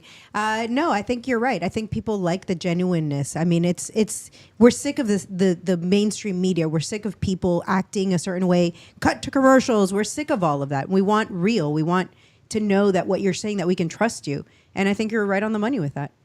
Hi, Gary. Hi. That, of course, is Martha Bueno. Absolutely, 100%. Where do you see things going? Because it definitely does seem like alternative independent media, podcast, long-form conversations, genuine conversations, especially the ones that engage with our audience. It definitely does seem like the new frontier. It definitely does seem like we are in kind of a fourth turning when it comes to media and media consumption. In general, I do believe there's going to be a lot more money, a lot more influence, a lot more powerful kind of figures coming into this sphere and trying to dominate it, to take it over, but also invest in it in 2025, because the corporate media is done, but I think they're not done with their shenanigans when it comes to them trying to control the narratives and conversations. Well, the narratives are dying, and we are deconstructing them in real time, and it's remarkable to witness them still trying to push these things out. Like, you've got this new bird flu thing they're trying to scare everybody with right now. Mask mandates are going up in different states right now. Fauci's coming back, and you got Dr. Wu and Dr. Birx hitting the airwaves, and I think people see through that stuff already now. But with respect to the censorship platform, like what's censorship going on, and the next administration coming in, Brandon Carr, who's the next FCC chair, I mean, he's already sending letters to all the social media companies saying, you guys better, play ball, and we're not going to deal with any of your censorship crap anymore. And then when you had the Twitter files and the Google files and everything that came out when Elon bought X, like, it's all out in the open now. The collusion between the White House and the FBI and all the pressure campaigns, delete this guy because he put out a silly meme. Like, that stuff's over with, man, because their entire playbook has been exposed, and now the truth's going to flow a lot freer. Absolutely, 100% agree with that. You guys have any comments or thoughts about the future of independent media? As I think the door is going to be blasted wide open, especially when the American people just get a taste of a little bit of that freedom, a little bit of that kind of information that isn't curated for them. I think once you let this kind of genie out of the bottle, there's no putting it back. And I think that's going to be a very exciting time for all of us, and why I expect a lot of really incredible things in 2025, personally, myself. Do you have something, Lewis? Or? Yeah, I think that the independent media landscape is one of the best developments of the last 15 years. I think that the velocity at which information can travel creates a power for the American public that we haven't really had since the days in the 1700s when people would print pamphlets and then go to their inn and read them out loud and have these lively discussions. I think that it's opening up an avenue for America to have a renaissance where we really exceed in all different aspects. Yeah, I think that's a wonderful perspective. I want to just say that I think a lot of Americans now also know that there's a lot of propaganda in the mainstream media. They're finding out, if they didn't already know, that the government controlled and had a large say in what was reported. We have tons of those videos out there of, the same exact words being said across different media channels. So I think people realized that that was the case. Some of us knew it from before, but, welcome to everyone that found out recently. And so the future is looking very bright. I agree with you. When we're finally able to have discussions, people are able to hear the nuance, are able to pick up on the details, are able to have different exchanges of ideas versus just listening to the parroted stuff that the government was saying. So I do think it's going to usher in a renaissance. Yeah, and we're more willing to have those hard conversations, like the visa conversation. I want to get your take on this too, Gary, because this has kind of divided a lot of the kind of MAGA right-wing movement. I want to get your thoughts about what you think about it in a little bit. But, this is why peer-to-peer conversations, we allow almost anyone here on the show, especially if they have a different viewpoint. We have a lot of very interesting debates. We have a lot of very interesting conversations. We allow our members of LukeUnfiltered.com to literally call in and be a part of the show. And we don't tell them, hey, you can't say this. Hey, don't ask this. We say you could ask whatever you want. And they usually do. Sometimes they disagree with us. And I think that's awesome. And before getting to this larger kind of visa conversation, we do have to shout out one of our sponsors. And that, of course, is BiltongUSA.com. Gary, I don't know if you had any of these guys, but I could send you some of their products. They are absolutely incredible products. It is South African biltong. It's a family-friendly snack, low in carbs, packed with protein, making biltong the ultimate health snack. Biltong is a great source of iron and serves as several other essential nutrients, including magnesium, potassium, and B vitamins, including all of the things that, of course, you do not get at the gas station. You get them directly from the source, from a small business. And if you're following any carnivore, keto, or high-protein diet, biltong is an essential part of your diet. It's something that I like, that I use, that I eat all the frickin' time. And I think they're also doing a challenge, right, Steph? That's right. There's the challenge contest that you can enter by purchasing 2 pounds of biltong over a 4-week period at BiltongUSA.com. Add it to your diet, post a picture of your weight on day 1 and again on day 28. So tag Anton's social media pages at king_of_biltong, and you can get the first prize, which is $600 worth of biltong. Second prize is $300, and third prize is $100. So remember to enroll by February 1st, and the challenge is going to end on February 28th, and the winners will be announced the first week of March. So this is backed by popular demand, where he's redoing the contest again for everybody. So make sure to get in this time. Yeah, BiltongUSA.com, promo code WRC10 for 10% off of your products. Truly, really incredible, great products that I enjoy, that I use almost every single day. So go check them out and go support a small company that supports independent media and allows us to have these larger voices out there. As a lot of the big guys are supported by a lot of the big bad players. We're supported by small business, support biltong. As let's just get into this conversation, Gary, because I think it's an important one. Is Donald Trump just recently went on Truth Social and shared a message from Elon Musk, who said anyone of any race, creed, or nationality who came to America and worked like hell to contribute to this country will forever have my respect. America is the land of freedom and opportunity. Fight with every fiber of your being to keep it that way. That was the message from Elon Musk that has been battling a lot of people on the internet, specifically about this H-1B visa program that a lot of America First kind of Republicans really don't like, as of course there's a lot of criticisms to that particular program. Gary, what do you make of this debate that has sparked a lot of controversy within these right-wing circles, as there's a lot of Democrats cheerleading this and a lot of people kind of saying that there's a lot of peculiar things about this conversation? Well, first of all, I'm going to say it's another way to divide a movement. And if there's one thing that is effective in destroying a movement is just by dividing it. And this is one of those debates that's coming forward. So listen, I want to see American people chosen first above all. Okay. And if they're going to have people who are coming in from overseas, they're being paid less and they're being exploited, I don't think that's right. That's wrong. Okay. But then you have these corporations that are taking sole advantage of this. And I think that, we just need to put Americans first, bottom line. Yeah. That's where I stand. And I think that this is a wedge issue that's designed to not just divide the MAGA movement, but also to drive a wedge between Trump and Elon.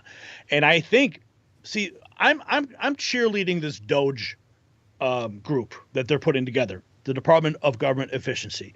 I can't wait to see the line items that are going to come out from this organization and be able to report on the lunacy that we see. Now, Rand Paul puts out his end of year Festivus report, which talks about the lunacy of government spending. But I think with Doge, it's such a threat to the bureaucracy and all these silly little, how much does it cost to put a shrimp on a treadmill and gauge its calorie consumption, and giving cocaine to parrots to see how horny they get. Like, these are stupid things. Sesame Street in Iraq and like, come on, breakdancing in Germany. We don't need to know these. We don't need to fund these things. But it's when that money goes out to all these different groups, those are people who are dependent upon it, and we don't know what kind of kickbacks they're giving either. So that's a major threat to the establishment and the established order, not just in the U.S., but when this money goes overseas. So I think what's happening now is by design. We saw the language come out just before this H-1B visa debate. The language came out, and they were saying that Elon Musk is a surrogate president, and they were calling Trump vice president. You saw it from Pelosi posting about it. You saw Sanders posting about it. You saw all the talking heads in the media talking about it. And then what happens? A week later, we have this H-1B debate, further drawing a wedge between Trump and Elon. I think it's by design. And I think we need to just, listen, I'm all for legal immigration, but let's focus on what's really important right now. And let's get this border buttoned up. Let's get this next administration hitting the ground running. And if we're going to get bogged down in this debate, it's only going to cause more damage than good at this point. We can address it. I definitely disagreed with Elon and Vivek on their kind of stances here, but that doesn't mean we got to throw the baby out with the bathwater, right? That doesn't mean we have to destroy these individuals and go after them and try to ruin their lives. That's the biggest component here. You can have a political difference and you can engage in civil conversations, but that's not exactly what we saw here. We saw a lot of emotions, and it does kind of make you kind of think maybe there is a larger agenda meant to divide us, meant to have us fight each other so we don't get anything done or accomplished. And I think you bring up a very important point with the larger kind of perspective and the larger viewpoint of trying to understand all the conversations that are happening right now that aren't the best. Yeah. The worst part is when you start seeing, you get one post and then you get reply after reply after reply, and people just start piling on this message. And I was trying to track it. Initially, I was trying to track this thread of thought, and it was so difficult because there were so many voices and there was so much emotion. I'm like, what? My natural reaction when I see these things is to pull back and just let the dust settle, because eventually we'll have a clear picture. But in the moment, everyone's just screaming at each other, and the division occurs. And then you see all these people getting their check marks removed or accounts suspended, and then people are throwing accusations that Elon is behind this. And then you're seeing other people coming out. Like I saw a thread last night. I saw a thread saying that there was some kind of PAC that actually got suspended, and then all of these their check mark was suspended, and then that created a waterfall effect because they had a gold check mark, and then all of a sudden all their affiliate accounts get their checks removed, and it reveals this whole network of influencers, and then it takes you down a whole nother rabbit hole. It's like, let's just let the dust settle, folks. Let's just stop arguing. Let's focus on the task at hand. Let's get in this administration. Let's get the censorship stopped. Let's stop throwing fire bombs at people that we need to support.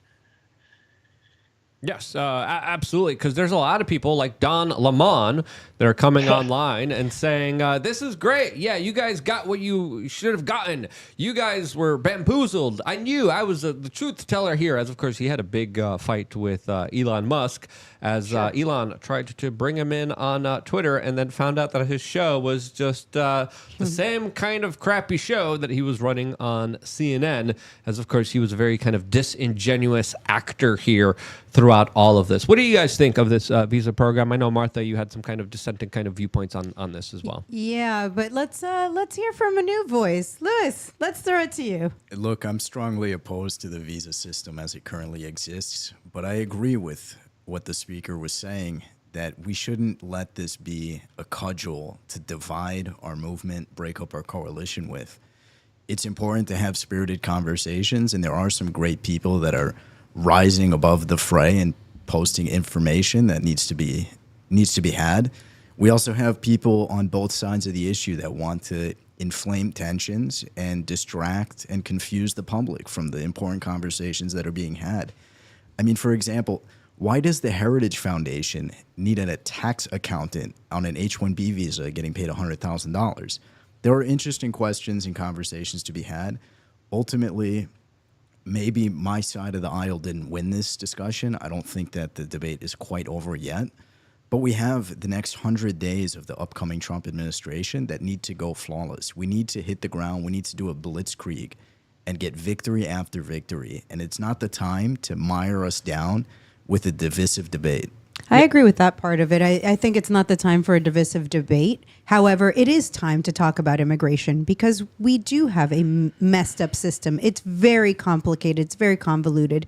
And yes, some people we probably didn't need a $100,000 accountant for the Heritage Foundation. And that may potentially lead to that person not being able to leave his job and not be able to find a job somewhere else or have to be deported. So the system itself is broken. It's a wonderful thing that we're having this conversation, but I agree with you. I don't think that it's not going to change anything. I don't think Donald Trump is necessarily going to first 100 days come in and fix the immigration system or even attempt it. So, you're right. This division right now, it's just so not needed. And it turned into a heaping mess. What do you think, Luke? Well, Trump is still going to be moving forward with his kind of mass deportation plan. It's going to be a very difficult plan to carry out. It's going to be a very expensive plan to carry out.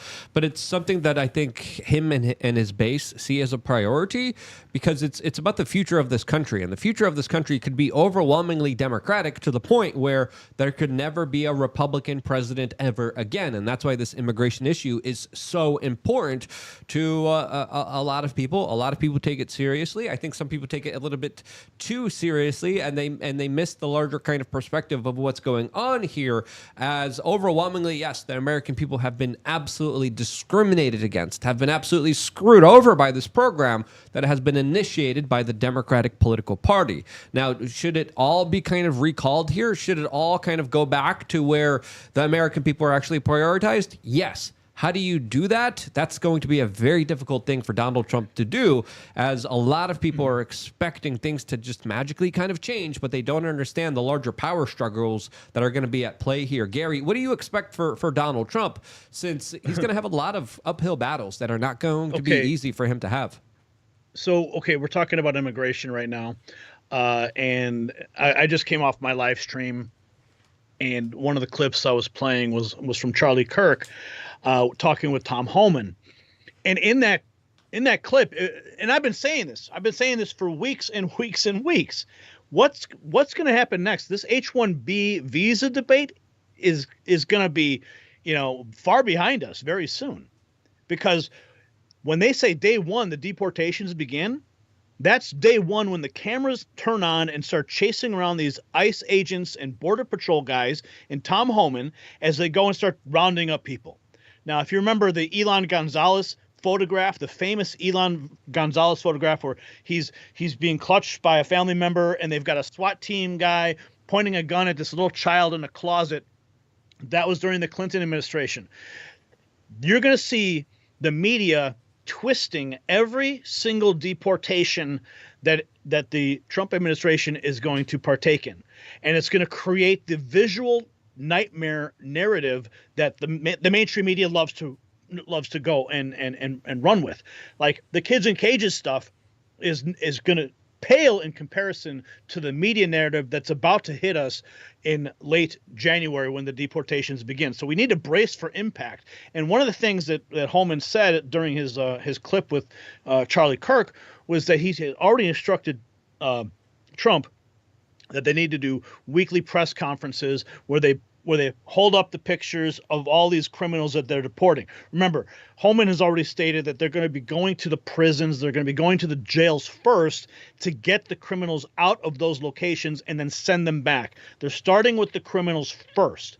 So, and then, of course, they're talking about building these family deportation centers so that they're not going to break up families. Remember, that was another narrative that was presented during the 2016 administration. Oh, they're breaking up families and the border and all this stuff. So now they're going to say, okay, well, you guys want to go? Well, it's either you can go with your your family member, or you can stay here and have your part of your family split up. So they're trying to mitigate a lot of these narratives already before we get into it. But the media and the left wing narrative and the Democrats, they're going to go full bore, and that's what we really need to be paying attention to. We can have the H-1B visa debate all day long. We can figure that situation out, and there is a lot of corruption there. There's a lot of exploitation that needs to be dealt with. But what I'm more concerned with is pushing back on the narratives that are going to come forward as the administration attempts to execute its day one policies. And it's going to look absolutely horrendous when they do start rounding people up. It's not a good visual for Trump, even if people agree with this. I think that, putting guns to people's head and rounding them up, also, just going around to people's homes to round them up. Like, it's just not a good visual. I agree with you wholeheartedly. And I think this isn't going to go the way MAGA thinks it's going to go. I think this is going to be very bad. And I don't know what the solution is here, but it's also going to cost Americans a lot of money to round up people, put them on planes and send them home. I think that this, it sounds great. It's a great campaign promise, maybe, if you really, want to deport people, but I think the actual doing of it, just like you said, the Elian Gonzalez photo went around the world, and it's still going around the world. Nobody wants to see children with guns in their faces, and that's literally what is being said here. Well, Gary, I think you're right on the money. I think that if people weren't able to resist the propaganda when AOC took the crying picture in the white outfit outside the deportation center, they're going to have trouble with this. But that's why we need to keep pushing images like we saw in New York with the migrant who lit the woman on fire and then sat down and watched her burn. That's what we're going up against. We recognize that they're going to put emotionally compelling photos out there, and we need to put our own photos out there, because the lives of Americans that are being attacked by this migrant crisis, by the immigration issue, by the swarms of illegal aliens that have invaded our country needs to be dealt with effectively. I agree. Yeah, no, 100%. I think this is going to be one of the key biggest issues for Donald Trump, along with the war in Ukraine. We were just talking about the larger kind of maneuvers made by the Biden administration that is kind of usurping his plan for a larger peace plan. There's also a lot of very kind of troubling conversations, specifically when it comes to bird flu, that are happening right now. But before getting into all of that, I want to get your kind of long review picture here, because I think we're still very far away, Gary, from January 20th. I think there's going to be a lot of shenanigans at play here. And I want to see what you're seeing, what you're thinking is going to be the next kind of big play to try to usurp Donald Trump, because it could be this larger kind of infighting. It could be the larger kind of conflict in Ukraine. It could be some kind of larger bird flu. But before getting into all of that, we have some super chats here. Steph, let's read it. Let's read them off really quick, really fast, please. R has 555 saying, Luke, have you been to Net Cost in Hollywood? I think half of the store is Polish, Russian, and Ukrainian. I'm a bigger fan of pelmeni over pierogi, but they're good too. How dare you? Pierogi's the only way to go, and blasphemous. And no, I haven't been there. Keep going. We have DD67 saying, "Hey, Luke and everyone, just found out I can buy biltong in Brazil. Woo! About the product, the size of the chunks look way bigger than the other jerky I tried here. This looks classic. More ads like this." Yeah, biltong's awesome. BiltongUSA.com, promo code WRC10. Take advantage of that promo code and support a good business here in America that does good things. Keep going. Seth Riggin, "I finally lost faith in the mainstream media when they dropped the comments section from their websites. Remember that?" Yep. And hopefully you lost faith in them even before then. But congratulations. I'm glad that you did because a lot of people still haven't. Yeah, I think that was like 12 or 15 years ago. Gary, do you remember that time where the corporate media, before then, they used to have their comment sections just wide open. Anyone could comment, anyone could say anything, and they noticed people were calling out their propaganda in real time to the point where they're like, we just got to cut this out. We can't allow this to happen. We can't have people have the rabble have their voice here. I remember that particular moment. I made a video about it, and I was like, look, this is us making sure that propaganda can't work, as of course all the top comments that were upvoted were the biggest truth comments exposing their psyops and lies in real time.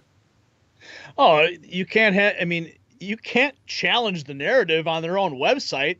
That's why they got to shut it down. I mean, it's classic. It's like it's the same thing what they're doing when they try to censor independent voices, whether it's on YouTube or Twitter 1.0. Like, they don't want to have a debate. They just want to have their voice heard, and you better submit or else. Absolutely. You know? Absolutely, 100%. Steph, do we have anything else? Oh, yeah. We have a My Super Chat from Baldhead Dim Fool saying, "Come on, Martha, don't be a perfectionist. When it comes to politics and choosing Mike, how do you think change it made if you don't give something up? That's why the libertarians are a bunch of losers.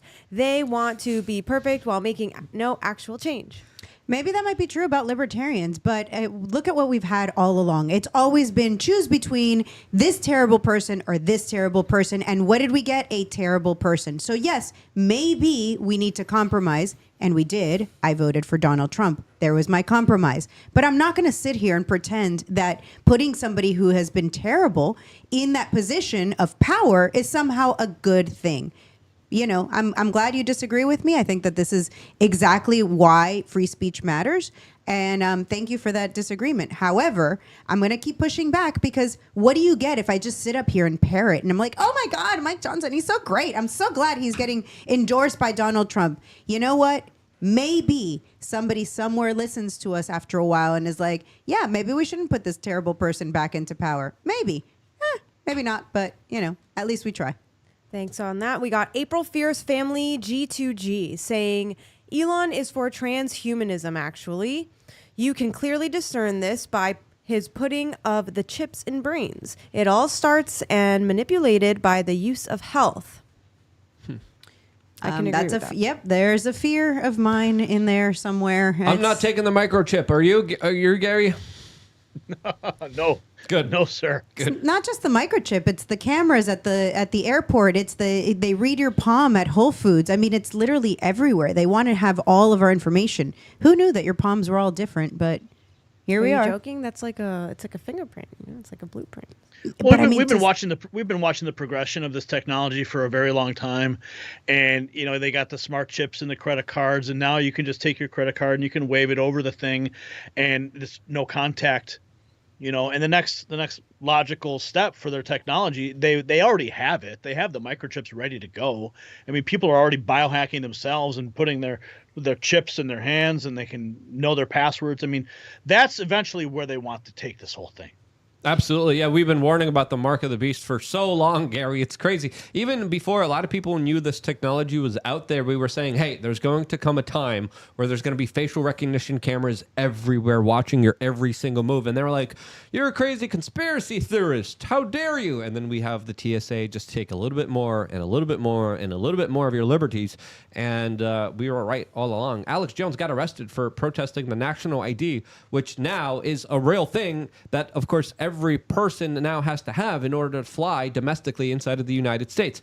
Absolutely criminal, absolutely illegal, but something that, of course, we were slowly acquiesced towards accepting and thinking is normal, which is... Yeah, the Real ID, that was one of the main points of Aaron Russo's film and Freedom to Fascism. And that was one of the things that woke me up back when I started my first website, lonelantern.org, in 2005, I think it was. Yeah. And because it was a federally standardized driver's license. And it's like, why are the feds, that's outside of their, purview. Every state, 10th Amendment, that whole thing. And it's because as far as safety and because of, terror and, submit, right? Well, they're slowly rolling it all out. And I'll never forget when I started learning about the microchip and how the evolution of the technology. Watching one of my first videos that turned me on to Alex was a video of him going to SeaWorld. And he was protesting the technology to get into SeaWorld with a handprint. And I'm like, this guy's on fire. Where is this guy? Who is this Alex guy? And then I went down this rabbit hole and downloaded all of his videos and started watching them. And, here I am today. Yeah, I remember he got arrested at the DMV because he refused to, of course, give his fingerprints. He was like, I'm not doing this. You're going to have to arrest me. He literally ended up getting arrested, which, spurred on a larger conversation. But I think that battle was lost here. I think you guys have something to say, and then Steph, finish off. Do we have anything else? Well, it's not even just the microchip. It's like they literally will read your handprint at Whole Foods. Like, it is coming. It is. We have the technology where they'll read your iris of your eye. Like, it is so much more advanced that you don't even need equipment anymore. They're not even saying, hey, get microchipped. You just need to give us all your information, like what your palms look like. And it's going to be so much worse than we even originally thought. It's also interesting to note, a lot of people throw out the term anarcho-tyranny to describe this system that they're developing. We have the technology and they're implementing it by force for us to give up our biometric data. And then they never use that technology to solve crimes, to prevent the mass riots and looting that we see going on throughout the United States. We don't use it for things that would actually benefit the country. If we're going to be constrained by this all-encompassing government that's going to have all of our information and all of our data, why can't we at least have it work for us? And I understand that's sort of a double-edged sword, but come on, what are we doing here? We have murderers going free. You're asking our slave captors or the people that want us as tax cattle to work in our benefit. I mean, come on. Why don't they do it? For the same reason we use cattle prods on cattle. Because it's not about them. It's about our convenience when you're the rancher. The rancher, in this case, does not give a crap how you feel and to make things more convenient for you. It's all about them. I think it's worse. I think that at least they feed the cattle. I mean, the American people and the American working class is emaciated. It's a carcass that's rotting, being abused by our rulers. But this is the point. As long as you accept it, they're going to continue to do that.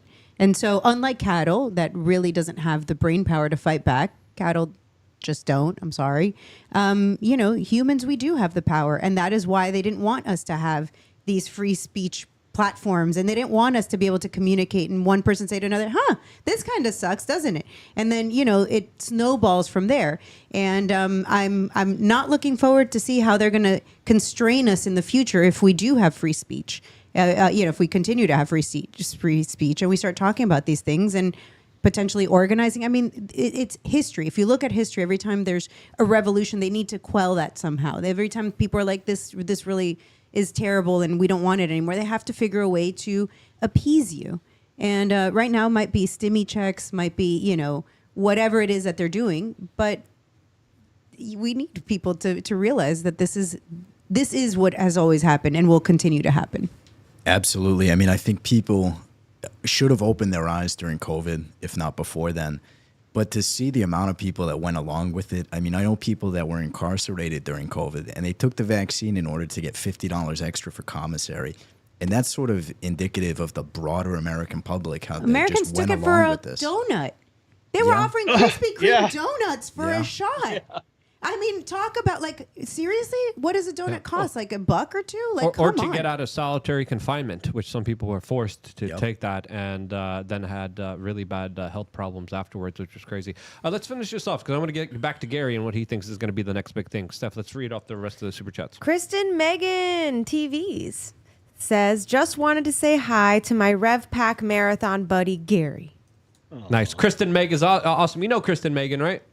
Oh yeah, I love Krista. She's great. Yeah, she's going to be coming back. She's going to be coming back here. She was just here staying with me in my guest room. We did a whole week full of shows with her. We're going to be doing that again in about 2 weeks from now. She's going to be in town again here in Miami. She's awesome. She's incredible. Sorry, Gary, go ahead.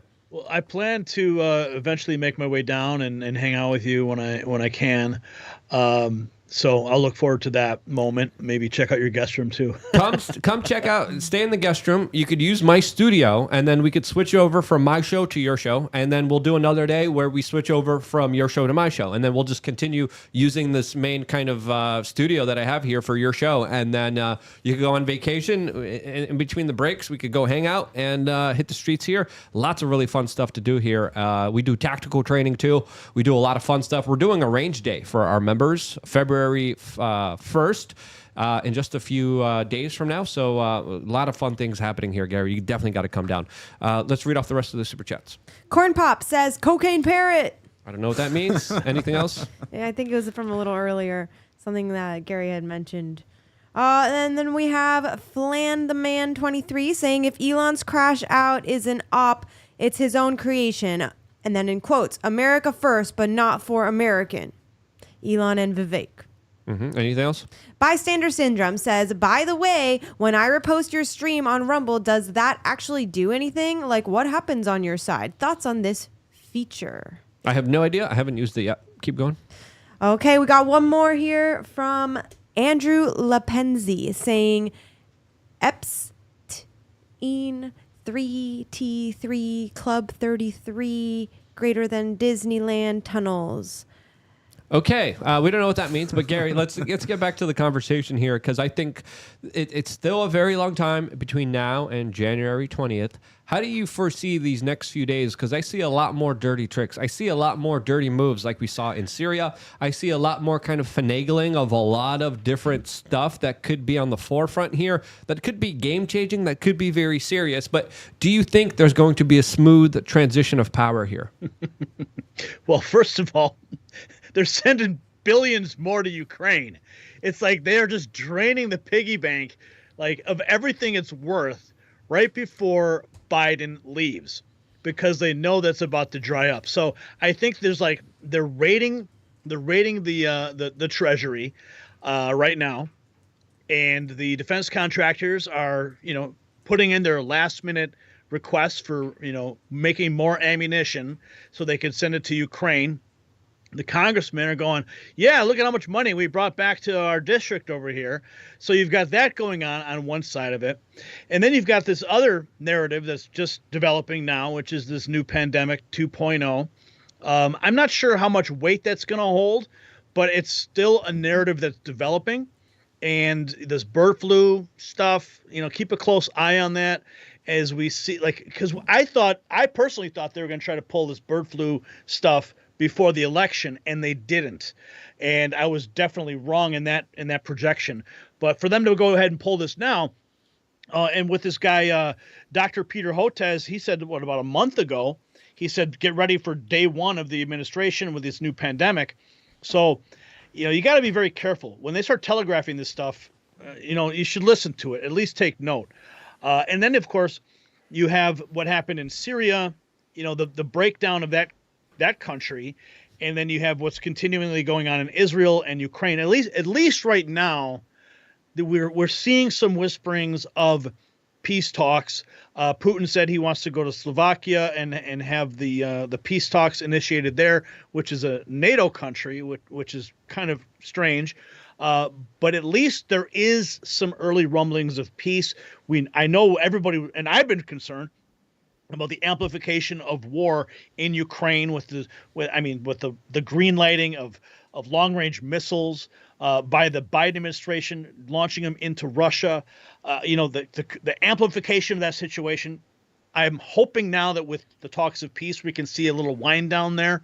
But I do have concerns with the continued spend that's going there as well, and the money coming back. They're just padding their wallets before they go. So, there's a lot to look at right now, and we just got to be eyes open, and we got to be paying attention.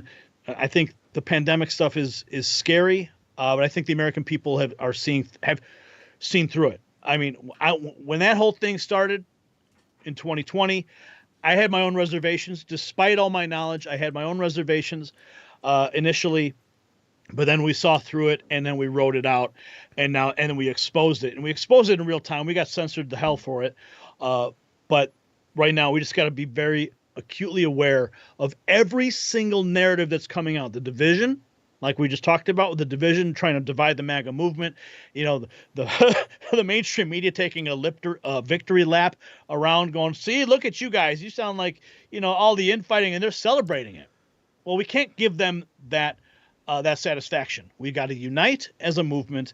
We got to move into January 21, like full steam ahead, and don't believe the lies that are going to come out of the media, no matter what they say, and just, you know, exhibit freedom at all costs. Yeah, the mainstream media is making fun of us on something that I think should be adored, something that should be propped up. We don't all agree with each other. We're willing to challenge it. That's a good thing. Yeah. You want to make sure that you actually have real conversations and not just blind followers and blind zombies. And I do think this is kind of a major ship that we're all in. The ship's being, you know, rocked back and forth, but we do have to understand that they want to take us down. They want to make sure that this ship sinks, and we got to do everything in our power to make sure that we still stay afloat and we still keep moving forward in the direction, and we don't lose the eye on the prize here. We got to make sure that there's a lot of things we could attain here. We could attain a lot of freedom. We could get rid of a lot of government, a lot of regulations, a lot of taxes, a lot of wars, a lot of foreign funding, and a lot of foreign spending that doesn't need to be spent. That could all be upended if we just stay clear of our goals and we just keep moving forward without destroying each other or being destroyed in the process of this larger kind of transition that we're seeing here. Because I do believe this is going to be a very dangerous time and period in our country. And, you know, I wouldn't lie if I didn't say I was concerned. I am concerned, and I hope things go through very smoothly. The situation in Ukraine, January 1st, the Ukrainians were cutting off the gas from Europe that goes from Russia. Slovakia is threatening economic sanctions against Ukraine.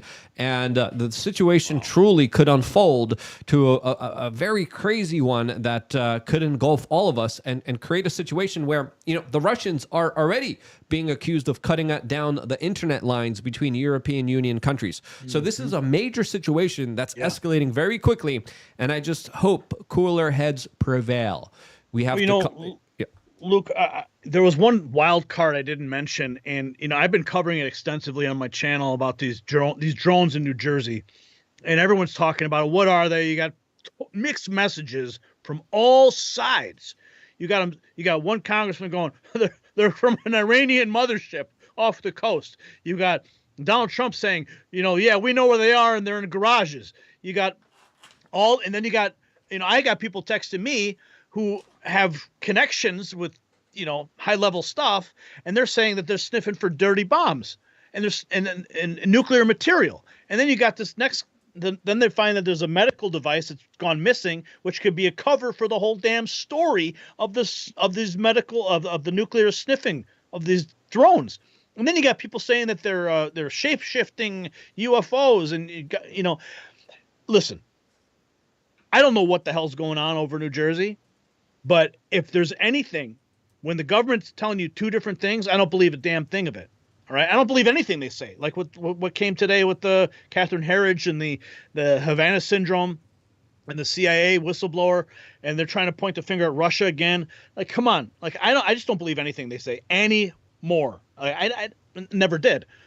But I think one thing we have to be acutely aware of situation is if there is in fact some type of an event that could trigger mass chaos. I mean, these drones were over Bedminster. That's according to the reports. You got sheriffs out there saying there's 50 of them chasing other drones around and chasing their drones, shutting down drones.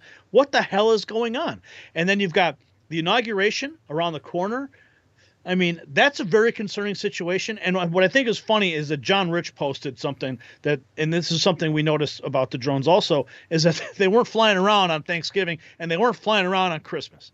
You know, like, I don't think that foreign adversaries are actually having, you know, state holidays off, right? So we have to be very concerned about what is up there and what they're looking for.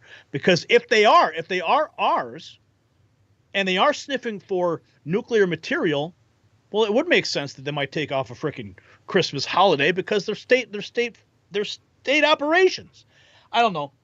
Just be aware. Yes, absolutely. As that story kind of very conveniently went away. No one's really talking about it anymore.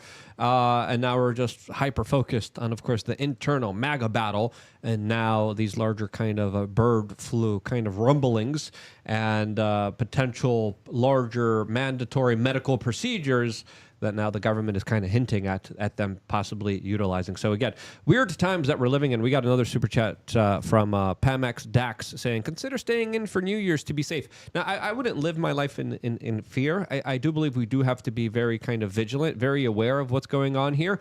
But at the same time, I wouldn't use it as an excuse to kind of just hunker down and not have any kind of social life. We have another one from Seth Riggin saying, I lost faith in politics when Ron Paul got railroaded by the mainstream media. What's even left to have faith in these days? That's a good question. I have faith. I don't know about you, Gary, but I have a lot of faith in us. I have a lot of faith in the people of this country. I have a lot of faith in the alternative independent media. I have a lot of faith that the truth will actually prevail here. And I think we're living in those times where it's not just a lot of the stuff that we were warning about that has come true, but it's also a lot of the stuff that we've been warning about that has been halted, that has been stopped, that has been addressed. And we could only allow them to get away with what we allow them to get away with. And I think truly independent media has been a thorn in the establishment, and 2025 will be our year to shine. That's my perspective. What do you think? I agree with you 100%. I do put my faith in humanity to do the right thing. These guys who are in government, who are in Washington, D.C., collecting a paycheck, signing our rights away with every bill, every spending bill. It's the lunacy that they're all self-serving jerks. But when you look at the landscape, like I love going on X now. I personally do. I love all the interaction. Before Elon bought it, it was a cesspool. I never knew what I could post. I was very, I'm like, forget it. I'm not even going to waste my time there. But with the rise of citizen journalism, beyond what you and I have already started, I think there's going to be a level of transparency we have yet to really understand. And it is 2025 is going to be that year, because through the phones that people have, Luke, we've been saying it for years. Pick up a camera. I mean, the We Are Change logo of the camera that comes up and it looks like it's a gun. Like, that's the truth, man. And everybody's holding these phones in their pockets, and this is the weapon. And you can take this weapon, you can upload that video right to X, you can make that post, you can have a firsthand account, and it shatters all of the narratives and the lies that they're putting out on the mainstream media and the politicians when they go and lie at the microphone. So we're looking at, there truly is a renaissance about to take place, not just like I mentioned with Brendan Carr and the FCC and the 230 battles that are going to take place there, but and with social media recognizing there's a new sheriff in town, everyone's taking their foot off of that accelerator of censorship. And with Elon at the helm of X, love him or hate him with what you believe he may have done in the last couple of days with the H-1B stuff, regardless, there is still a platform. There is still a voice. You have other places like Rumble, who also have massive reach, and it's really going to come down to people having the courage to point these cameras in the right place and to get those messages out to the American people, even if you're not capturing a moment. And what I love about right now is that people are taking their cameras. And I used to hate when they would do these vertical videos. I hated it because it never jived with my program. I always had to like crop and zoom and do all this stuff. But now I'm like, to hell with it. If you can't beat them, join them. But now people are taking their camera phones and they're pointing and they are presenting the message that they believe the American people need to see to whoever audience is going to listen. Whether it's on TikTok, whether it's on X, whether it's on Instagram, whether Facebook or YouTube, whatever. The message is flowing. And it's the people's voice that needs to be heard. And it's going to be heard in 2025 and moving forward. And I do have faith in humanity for that. Absolutely, Gary. Couldn't agree with you more. Once the American people get a taste of the truth, there's no going back from it. I want to ask you another question. We're going to ask you on our members section. We got to figure this out where we could do a longer program with you, because I still want to get into Aaron Russo. I want to get into all the larger kind of history of the Federal Reserve and everything that you did in those larger battles that were incredibly important. But we're going to ask you in a few minutes your most controversial opinion for our members section. It's going to be a 10-minute section. It could be about anything. So before doing that, we also have to tell you about one of our sponsors, and that, of course, is 1775coffee.com/Luke.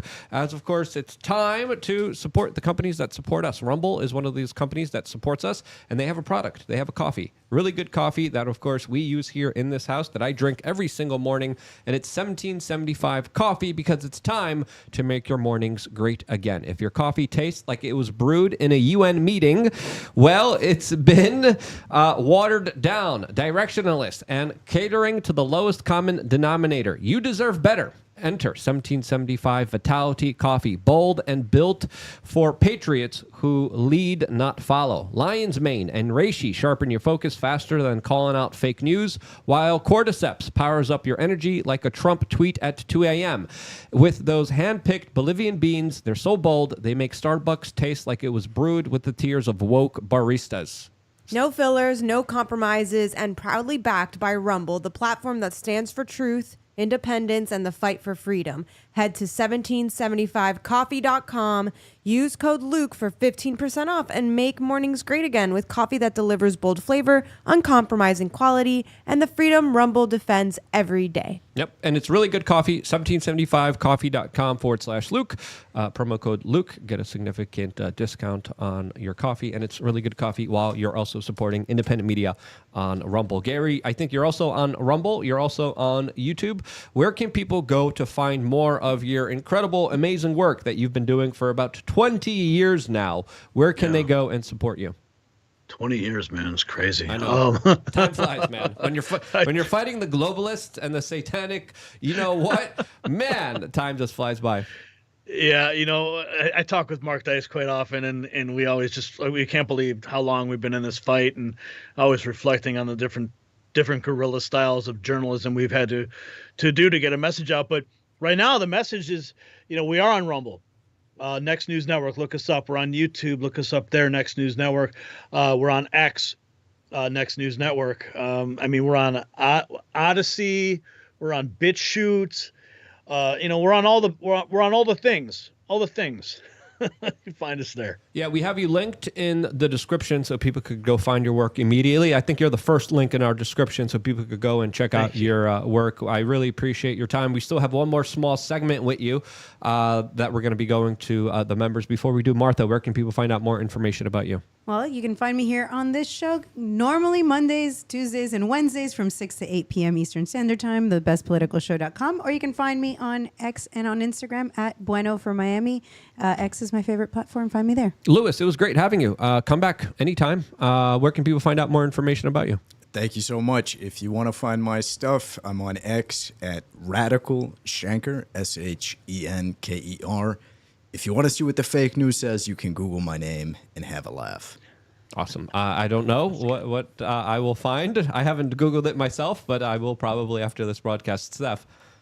That's interesting. This is Steph. We Are Change. You can find me on X at StephWRC. All right, guys, we're going to go to our members section for LukeUnfiltered.com. The conversation continues exclusively there, where we're going to continue the conversation with Gary from the Next News Network. Gary Frangian, an OG. So happy to have him here. We got to do this. We got to do a 2-hour show here where we properly align ourselves. I could do your show. You could do my show. And come out here to Miami anytime.